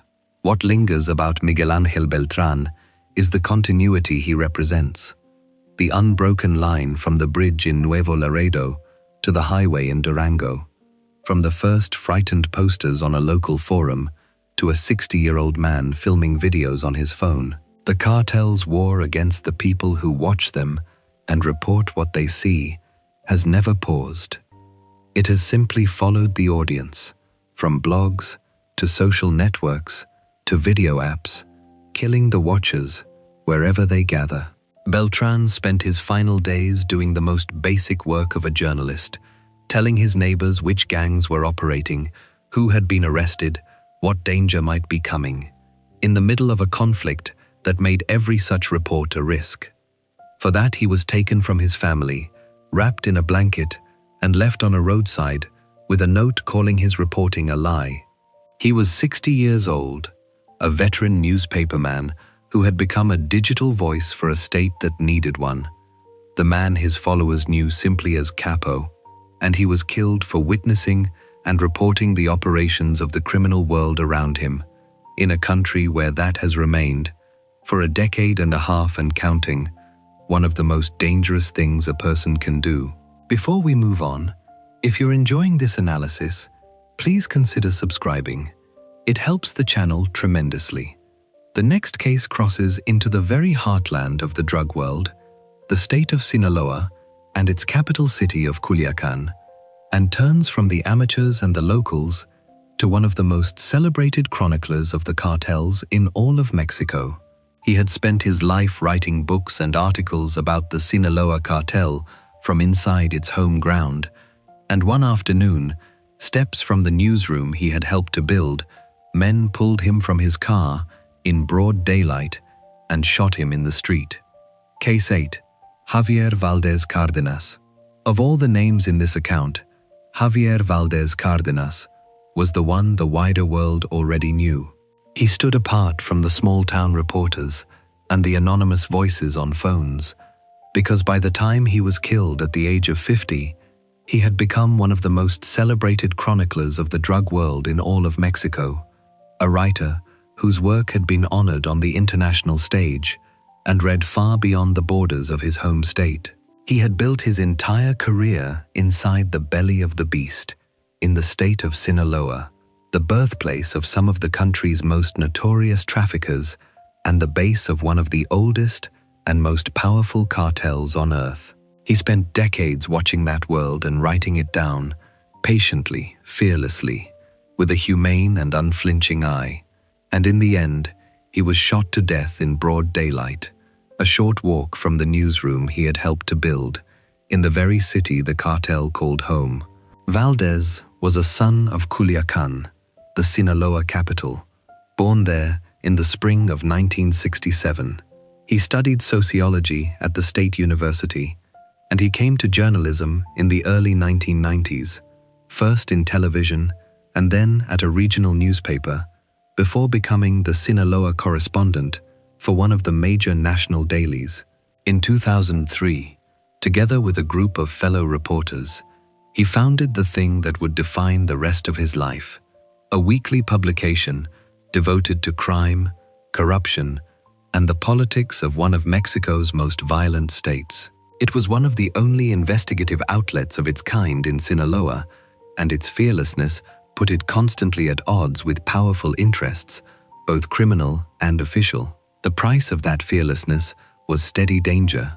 The publication and its reporters were threatened again and again over the years, and at one point, a grenade was thrown at one of its offices, an attack that by sheer luck injured no one. What set Valdez apart from many who cover the drug trade was the kind of attention he paid. He was not content to chronicle the kingpins and the seizures and the body counts. He wrote books, several of them, and they turned his gaze toward the human beings caught in the machinery of the narcotics world, the young men recruited and used up, the women bound to traffickers, the families of the disappeared, the ordinary people whose lives were ground down by a war they had not chosen. He had a gift for finding the person inside the statistic, for treating the victims of the drug world with dignity and seriousness. He often said that he had spent his life telling of the tragedy his country was living, a tragedy he believed should shame it.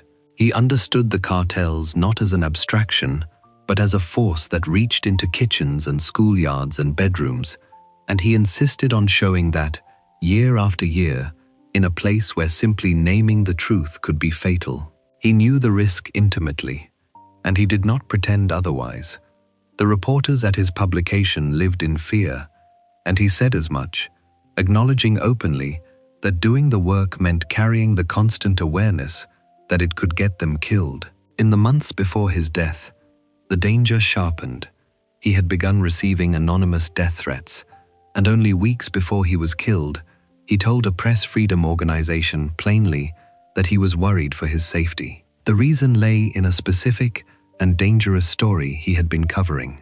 At the start of that year, the most famous of all the Sinaloa kingpins had been extradited to the United States, and his removal touched off a vicious war for control of his empire between a veteran cartel figure and his son on one side and the kingpin's own sons on the other. Valdez covered that internal war, the most sensitive subject imaginable, a power struggle among men who killed without hesitation. He had written a column that wounded the pride of one of the combatants, describing the son as a lesser figure who paled beside his father, a mere part-time gunman. The piece reportedly enraged that faction. The elder leader of it had recently been arrested, and within about a week of the column appearing, Valdez was dead. The killing happened with a brazenness that was itself a statement. Around noon on a Monday, in the middle of May 2017, Valdez left the offices of his publication in downtown Culiacan. He had gone only a short distance, a matter of blocks, when gunmen intercepted his car. They dragged him out into the street and shot him many times, at least a dozen, in full daylight in the center of the city. He died there in the road. The attackers fled in his own vehicle, which was found abandoned not far away, and they took his laptop and his phone with them, seizing the tools of the work that had marked him for death. The most honored chronicler of the cartel in the country had been executed in the open, in the cartel's own capital, in a manner designed to be seen and understood by everyone. The murder sent a shock through Mexico that few killings of journalists had produced. Because of who he was, because of the books and the awards and the stature, his death could not be waved away or buried in the back pages. There were protests across the country. The killing was condemned by foreign governments, by the United Nations, by international institutions, and the president of the country offered his public condolences. For the community of Mexican journalists, the message was devastating in its clarity. If Javier Valdez, with all his fame and all his international honors, with the protective visibility that recognition was supposed to confer, could be pulled from his car and shot in the street in the middle of the day, then no reporter anywhere in the country was safe. The fame had not been armor. If anything, the cartel had chosen him precisely because killing someone so prominent would terrify everyone else. In one important respect, his case departed from the grim norm. Unlike the overwhelming majority of journalist murders in Mexico, this one was actually investigated and, in part, brought to account. The federal special prosecutor for crimes against free expression took charge of it and treated his journalism as the central motive from the beginning. Over the following years, the structure of the crime was pieced together. 3 men had carried it out, a driver and 2 gunmen. One of the gunmen was himself killed in a neighboring state not long after the murder and never faced trial. The driver was eventually convicted and sentenced to nearly 15 years. The second gunman was convicted and sentenced to more than 30. The men were tied to the criminal faction whose pride Valdez's column had wounded, and the investigation pointed above them to the man identified as the one who had ordered the killing. The cartel's son Valdez had belittled in print, who, according to witnesses, had offered money and a position of trust to have the journalist assassinated. That man fled Mexico months after the murder and surrendered to authorities across the border, where he pleaded guilty to drug charges. A warrant was issued for him in the killing, and efforts were made to bring him back to face it. But the man most responsible for ordering Javier Valdez's death was never tried in Mexico for the murder itself. For his family, even the convictions that were won could not close the wound, because a conviction is not the same as the truth. After one of the sentencings, his widow gave voice to something that haunts every one of these cases, that ends in even partial justice. She said that there was no sentence that could pay for what had been taken, that there might be some measure of justice, but there would be no truth, and that the truth was a debt that would remain owed to the family forever. A man had been convicted, a number of years had been pronounced, and still the deepest questions, the full account of who decided and why, and how it was allowed to happen, remained unanswered. The machinery of the courts had done more in his case than in almost any other, and it was still not enough to give his wife and children back what they had lost, or to tell them everything they needed to know.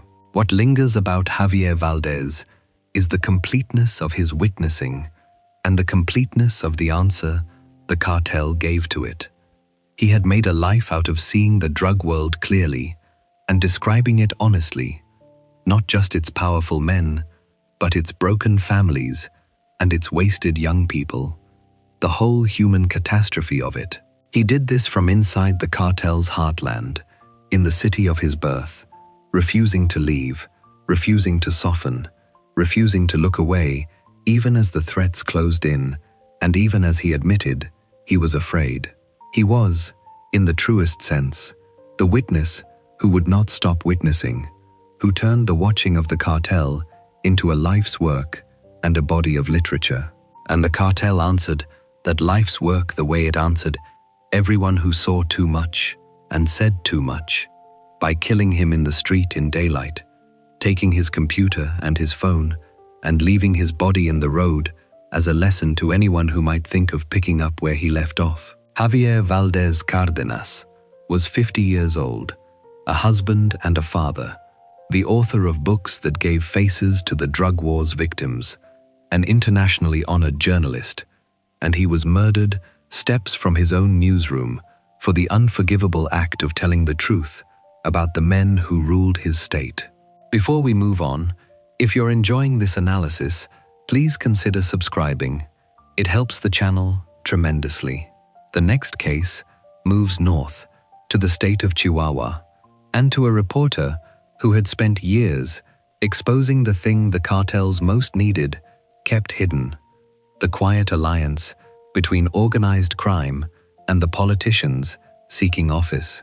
Only weeks before Javier Valdez was killed, she was shot in her own car outside her home, with one of her children beside her, and a message was left to make the reason for it unmistakable. Case 9. Miroslava Breach Velduchea. Miroslava Breach Velduchea believed that staying silent was its own kind of crime. To her, a reporter who looked away from what the powerful were doing, who declined to write it down out of fear, was edging toward complicity in it. She held that conviction in one of the most dangerous places in Mexico to hold it, the northern state of Chihuahua, where organized crime had entrenched itself for years and where the line between the cartels and the people running for office had grown disturbingly thin. She spent 2 decades exposing exactly that, the secret marriage of crime and politics that the cartels most needed kept hidden. And one morning, as she sat in her car, preparing to take her teenage son to school, a gunman walked up and killed her for it. Breach was 54 years old when she died, a veteran of her profession and a woman of the mountains.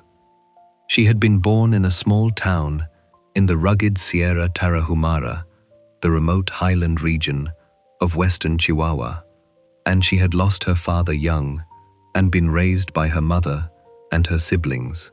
She built a long career in journalism, working her way through local papers before becoming, in the late 1990s, the Chihuahua correspondent for one of the country's most respected national newspapers, a position she held for the rest of her life. She contributed to other regional outlets, served as the editorial director of a paper in the border city of Ciudad Juarez, and founded a small news agency of her own.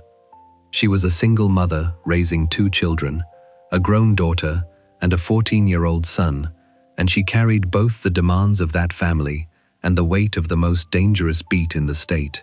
The range of what she covered was wide and consistently aimed at the powerful. She reported on human rights abuses, on the murders of women in Ciudad Juarez, on environmental destruction, and on the plight of the indigenous communities of the Sierra, the Raramuri people, who were being driven off their land by organized crime and by the illegal logging that fed it. She documented the way criminal groups had taken over remote stretches of the mountains, displacing whole communities, operating with the protection of officials who looked the other way or actively helped. The subjects she chose were the subjects that most of the local press in Chihuahua avoided, out of a fear that was entirely justified, and she went after them anyway, year after year, because she did not believe she had the right to stay quiet. Her most consequential work, and the work that almost certainly cost her life, concerned the infiltration of organized crime into the machinery of local politics. In the spring of 2016, her national newspaper published a piece by her that pulled back the curtain on something the cartels guarded jealously. She revealed that criminal interests had placed their own people onto the lists of mayoral candidates for both of the major political parties in the rural, mountainous municipalities that sat astride the drug corridors. Among the candidates she exposed was a man connected by blood to the leadership of a powerful local criminal clan. Her reporting had real effect. It helped derail that candidacy, forcing a party to swap out its compromised candidate, and in doing so, it struck directly at the interests of the gang behind him. After the story ran, the death threats began. She did not stop. The threats came, and she kept reporting, because backing down would have meant betraying the very principle she lived by, that silence was complicity. There survives, from the investigation into her death, a recording of her speaking with a political operative who pressed her to reveal who had given her the information for that explosive story. On it, she refused to name a source, insisting that her conclusions were her own. And in that same conversation, she said something that captures everything about the kind of person she was. She revealed that her own relatives in the mountains had been threatened over her work, and she declared that if anyone was going to be killed, it should be the reporter herself, not her family. She was willing, in other words, to put her own life on the line rather than let the people she loved or the truth she had uncovered be sacrificed in her place. She had warned the authorities of the danger she was in. She had told officials about the threats. The protection she needed never came. The criminal organization at the center of her reporting was a group that operated out of the Sierra Tarahumara, run by a single extended family, and functioning as an ally and an armed extension of the larger Sinaloa cartel. It controlled the remote highlands through violence and through its grip on local politics, and Breach had made herself an obstacle to both. By the account that emerged later, the head of that family-run gang was enraged by her reporting on the links between his organization and the politicians of the region, and he gave the order to have her killed.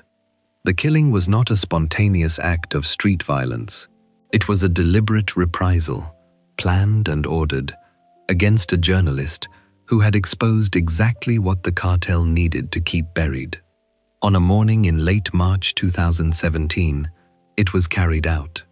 Breach was in her vehicle, in front of her home in the Chihuahua state capital, in the early hours, preparing to take her 14-year-old son to school, as she did on ordinary days. A gunman approached the car on foot and opened fire, shooting her 8 times before fleeing to a vehicle waiting a few blocks away.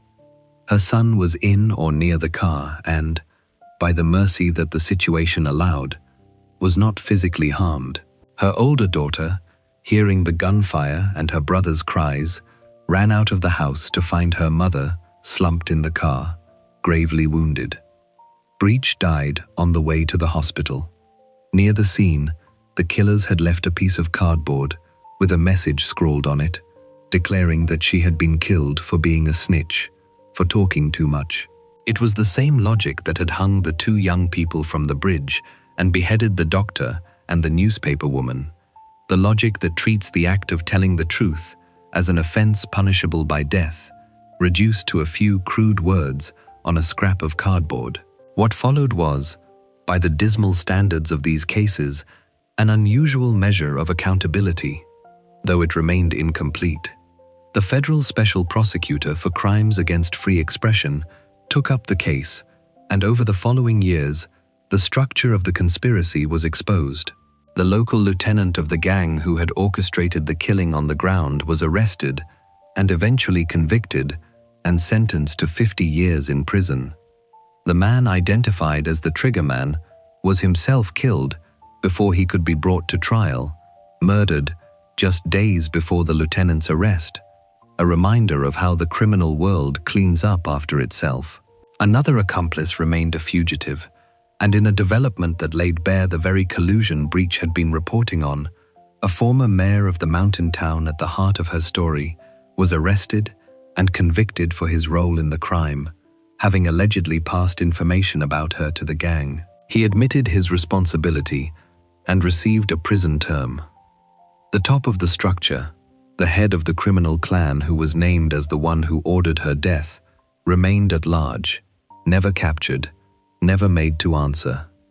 The authorities, for once, did not pretend the killing was about something other than the journalism. Officials stated plainly that Breach had been killed because her reporting threatened the interests of organized crime, and the case against the perpetrators made clear that her murder was a direct reprisal for her work. There was a grim vindication in that, the rare official acknowledgement that a reporter had died for reporting, but it could not begin to balance the scale. A mother of two was dead, shot in front of her own home with her teenage son beside her, and even the convictions that were eventually secured left the deepest part of the wound untouched, with the ultimate author of the crime still free, and the full truth of how the collusion she exposed had functioned never completely told. There is a particular horror in the circumstances of how she was killed. Beyond the loss of the woman herself, she was murdered in the most domestic of moments, in the family car, in the ordinary act of getting a child to school, in front of her home, where she should have been safest. Her 14-year-old son survived the attack, but witnessed the murder of his mother in a way no child should ever have to. Her daughter ran toward the sound of gunfire and found her dying. The killers chose to do it there, in that intimate and vulnerable setting, and the choice carried its own message, that there was no boundary they would respect, no domestic sanctuary that would be spared, that a journalist who crossed them could be cut down in front of her own children at her own front door. It was meant to terrorize, and not only Miroslava Breach. What lingers about her is the principle she would not abandon and the price it carried. She had every reason to look away. She lived in a state where the cartels and the politicians were intertwined, where her colleagues in the local press had learned to leave certain subjects alone, where she had already been threatened and had warned the authorities and received no real protection. She understood the danger as well as anyone could, and she kept reporting because she had decided that silence in the face of what she could see was a kind of participation in it, that a journalist who knew the truth and withheld it out of fear had become part of the machinery of the lie. She witnessed the thing the cartels most needed hidden, the quiet capture of local democracy by organized crime, and she insisted on showing it to her readers, and for that insistence, she was shot to death in her own car with her son beside her. Miroslava Breach Velducea was 54 years old, a single mother, a daughter of the Sierra, a correspondent who refused to be complicit, and she was killed for refusing to look away from what the cartels were doing to the place she came from. Before we move on, If you're enjoying this analysis, please consider subscribing. It helps the channel tremendously. The final case travels back south to Veracruz and back further still to the year 2012, to the killing that opened the bloodiest era of all for the state's journalists. A correspondent for one of the most respected magazines in the country, a woman who had spent her career digging into officials and organized crime, was found dead inside her own home in the city of Jalapa, and her name became the warning that the killers would later throw at every reporter who dared to keep looking. Case 10. Regina Martinez Perez, in Veracruz.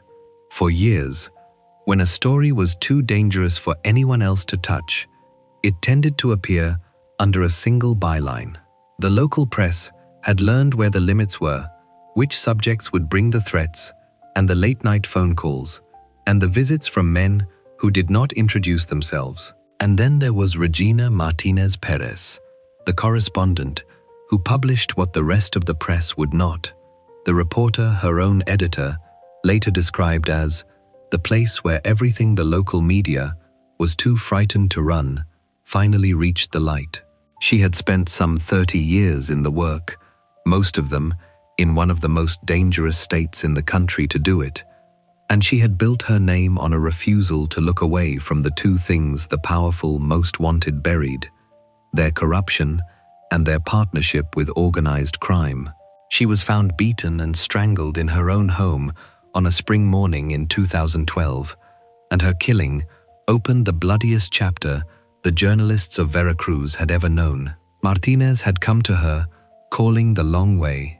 She had worked for newspapers in the neighboring state of Chiapas before returning home to Veracruz, where she moved through a series of outlets, a news channel, a daily, a city paper, sharpening herself on the beats of security and social justice and crime.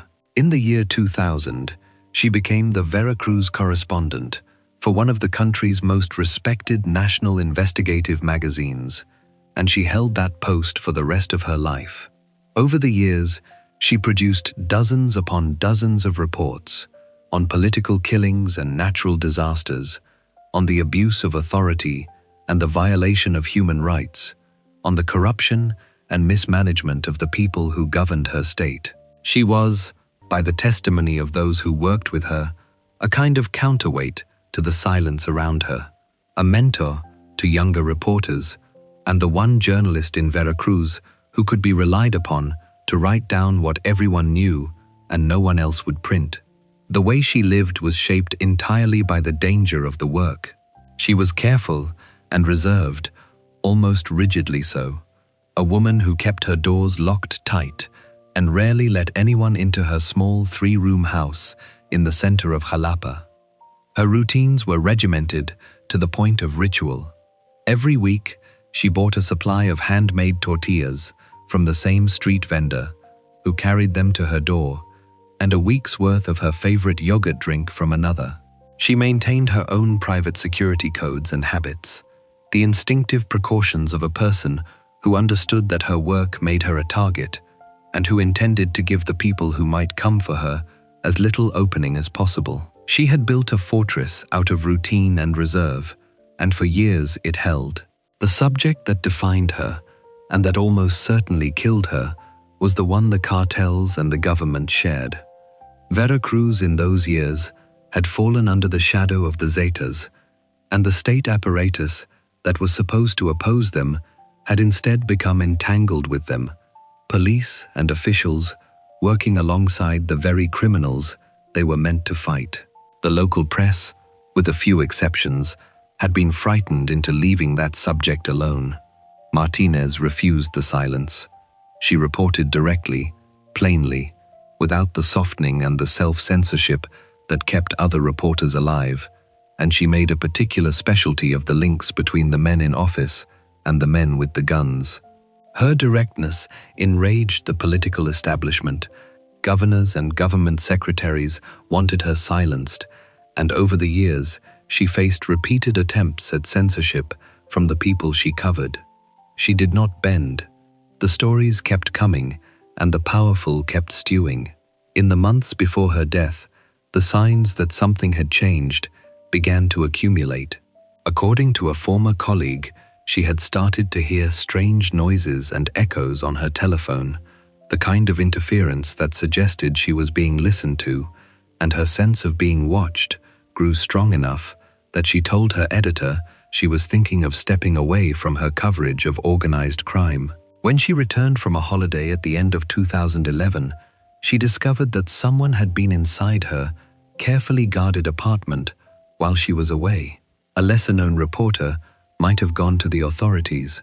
Martinez did not, because she did not trust them, because in Veracruz, the authorities and the danger had become difficult to tell apart. She kept the intrusion to herself, and she kept working. In the final week of her life, she was as active as ever, and the pattern of her recent reporting points directly at the world that consumed her. She had written about the arrest of a man described as a high-ranking leader of the Zetas. She had reported on the arrest of 9 police officers charged over their links to a cartel. She had covered the case of a local mayor taken into custody alongside alleged gunmen after a shootout with the army. Each of those stories struck at the seam between the state and organized crime, the seam she had spent her career prying open. And she was working on something larger still, the most dangerous story of all. She was preparing to publish an investigation into the thousands of people who had been forcibly disappeared in Veracruz, the missing whose bodies were turning up in clandestine mass graves across the state. The year before, she had gone with a photographer to some of those graves, to places where, by his account, the pits were so full that the bodies overflowed. She had questioned the gravediggers, trying to learn where the dead were coming from, and by her own calculations, the number of bodies in the state's mass graves had risen tenfold over little more than a decade. The investigation was close to finished. It was close to publication. It never appeared. On the morning of the 28th of April 2012, a neighbor noticed that the door of her tightly locked house had been left open, an oddity so out of character for the careful woman inside that it prompted a call to the police. 2 officers came, and inside they found her body on the bathroom floor. She had been severely beaten and then strangled to death. She had fought for her life, struggling against her attackers in the small space of her own home, the fortress of routine and locks finally breached. The killers had taken things as they left: a television, 2 cell phones, a camera, and, fatally for the truth, her laptop computer. With that laptop went the unpublished investigation into the mass graves and the disappeared, the story she had been about to break, carried off into silence, along with everything else she had been working on. What the authorities made of the killing became, over the following years, a case study in how a murder can be buried in plain sight. At first, the state said it was examining every possible motive, including robbery and personal disputes. Soon enough, it settled on a version that her friends and colleagues found almost insulting in its implausibility. The official story held that she had been killed in the course of a robbery by 2 men from the city's drug and prostitution underworld, one of whom was said to have been her lover. About 6 months after the killing, one of those men was arrested, and he publicly confessed to the robbery and the murder. The state declared the case essentially solved, the motive nothing more than theft. He was convicted and sentenced to 38 years in prison. The official account did not survive contact with scrutiny. The man who had confessed soon retracted his confession, saying that he had been tortured and that his family had been threatened to force him to admit to a crime he had not committed.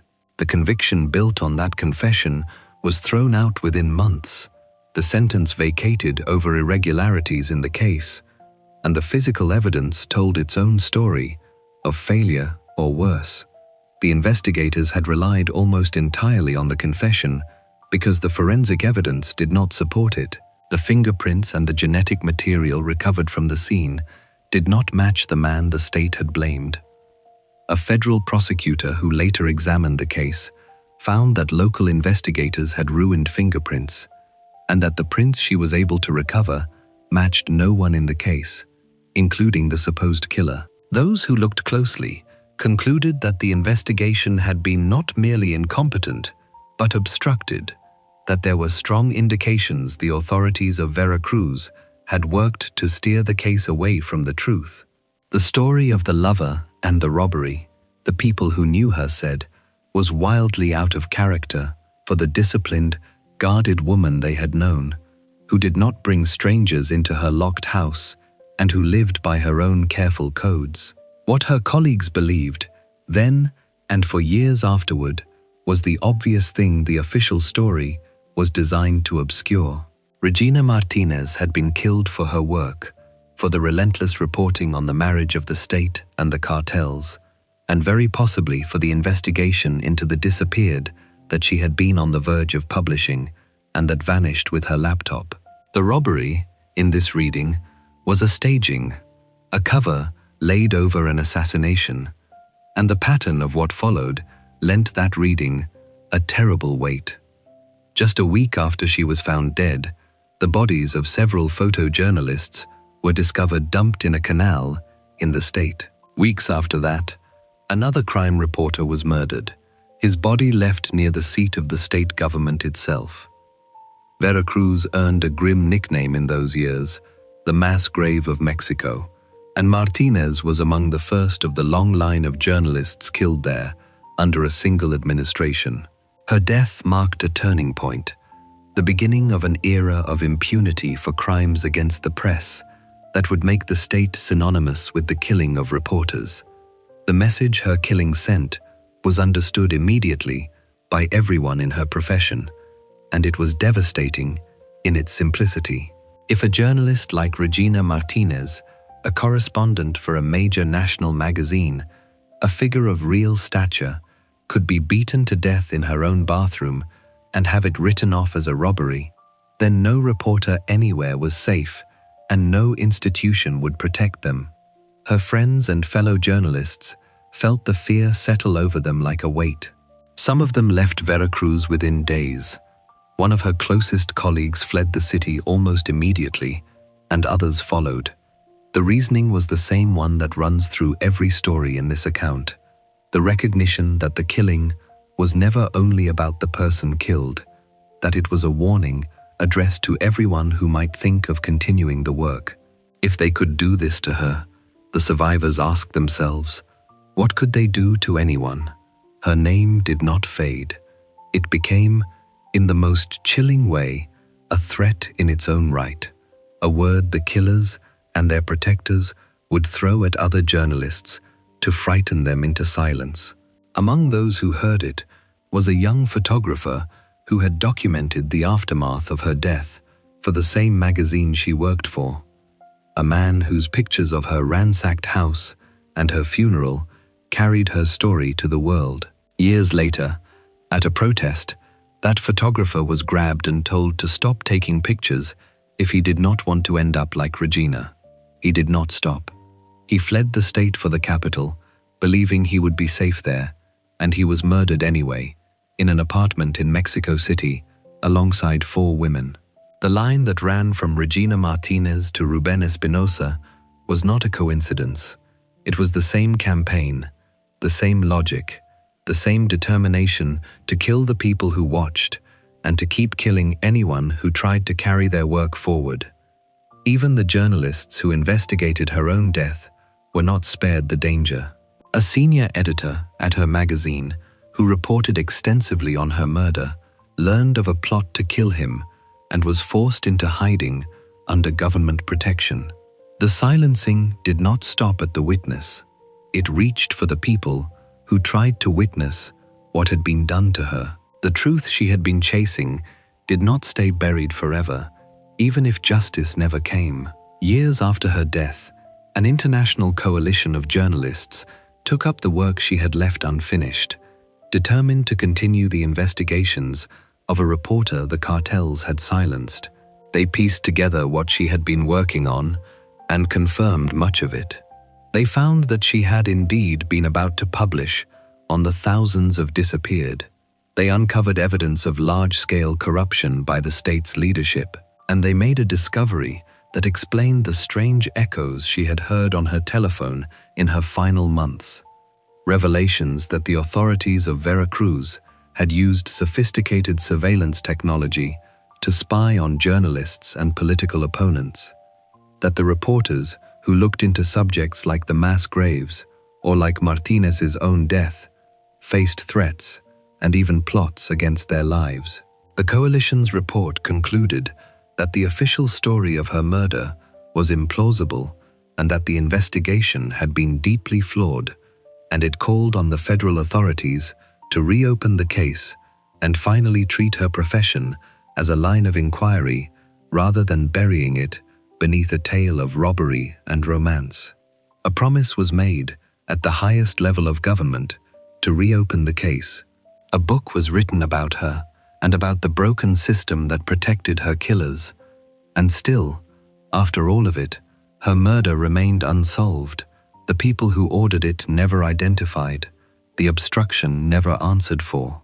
There is a fitting and painful logic in ending this account with Regina Martinez, because her case contains, in concentrated form, everything that runs through the others. She was a witness in the deepest sense, a person who made it her life's work to see clearly what the powerful were doing and to write it down for everyone else, in a state where the powerful included both the cartels and the government that had merged with them. She documented the collusion the criminals needed hidden. She gathered the evidence of the disappeared, whom the state pretended did not exist, and she was killed on the verge of telling that truth. Her unfinished investigation carried away in a stolen laptop, and then the silencing compounded itself, as the official version buried the motive, as the forensic evidence was ruined or ignored, as the journalists who tried to uncover the truth of her death were threatened and hunted in turn, as her very name was turned into a weapon to frighten the next watcher into looking away. The men who ran Veracruz did not only kill the witness, they tried to erase the act of witnessing itself, to make the watching of them impossible and the telling of it fatal. That is the thread that binds together every person in this list, across the years and the states and the platforms. A woman beheaded for a website on the northern border, a doctor whose own account became the broadcast of her murder, a taxi driver who read the news from his cab, a photographer dragged from his doorstep because he was the photographer, another photographer hunted from one end of the country to the other, two young people hung from a bridge without even a name between them, a man on a video app reporting the underworld at the age of 60, the most celebrated chronicler of the cartels, shot in the street in their own capital, a mother killed in her car in front of her child for exposing the marriage of crime and politics, and Regina Martinez, beaten and strangled in her locked house with the truth still on her laptop. They came from different worlds and worked with different tools, the professional and the amateur, the famous and the anonymous, the printing press and the cell phone. What they shared was the simple, dangerous decision to see what the cartels were doing and to refuse to keep it to themselves. Each of them looked and each of them told, and for that ordinary act of witnessing, in a country where the men with the guns could not abide being seen, every one of them was made to pay with their life. Regina Martinez Perez spent some 30 years telling Veracruz the truth about itself, publishing what no one else dared to publish, living behind locked doors and private codes, because she understood exactly how much the truth could cost. She was on the edge of revealing where the state's disappeared had gone when she was killed in her own home, and the story was carried off into the dark. The official account called it a robbery. The people who knew her, and the journalists who came after to finish her work, knew better. She was a witness, the one her colleagues called the place where the unspeakable finally got spoken, and she was silenced for it, at the head of a long procession of the silenced that her death helped to begin. If you enjoyed this breakdown, make sure to subscribe. Thanks for watching, and I'll see you in the next one.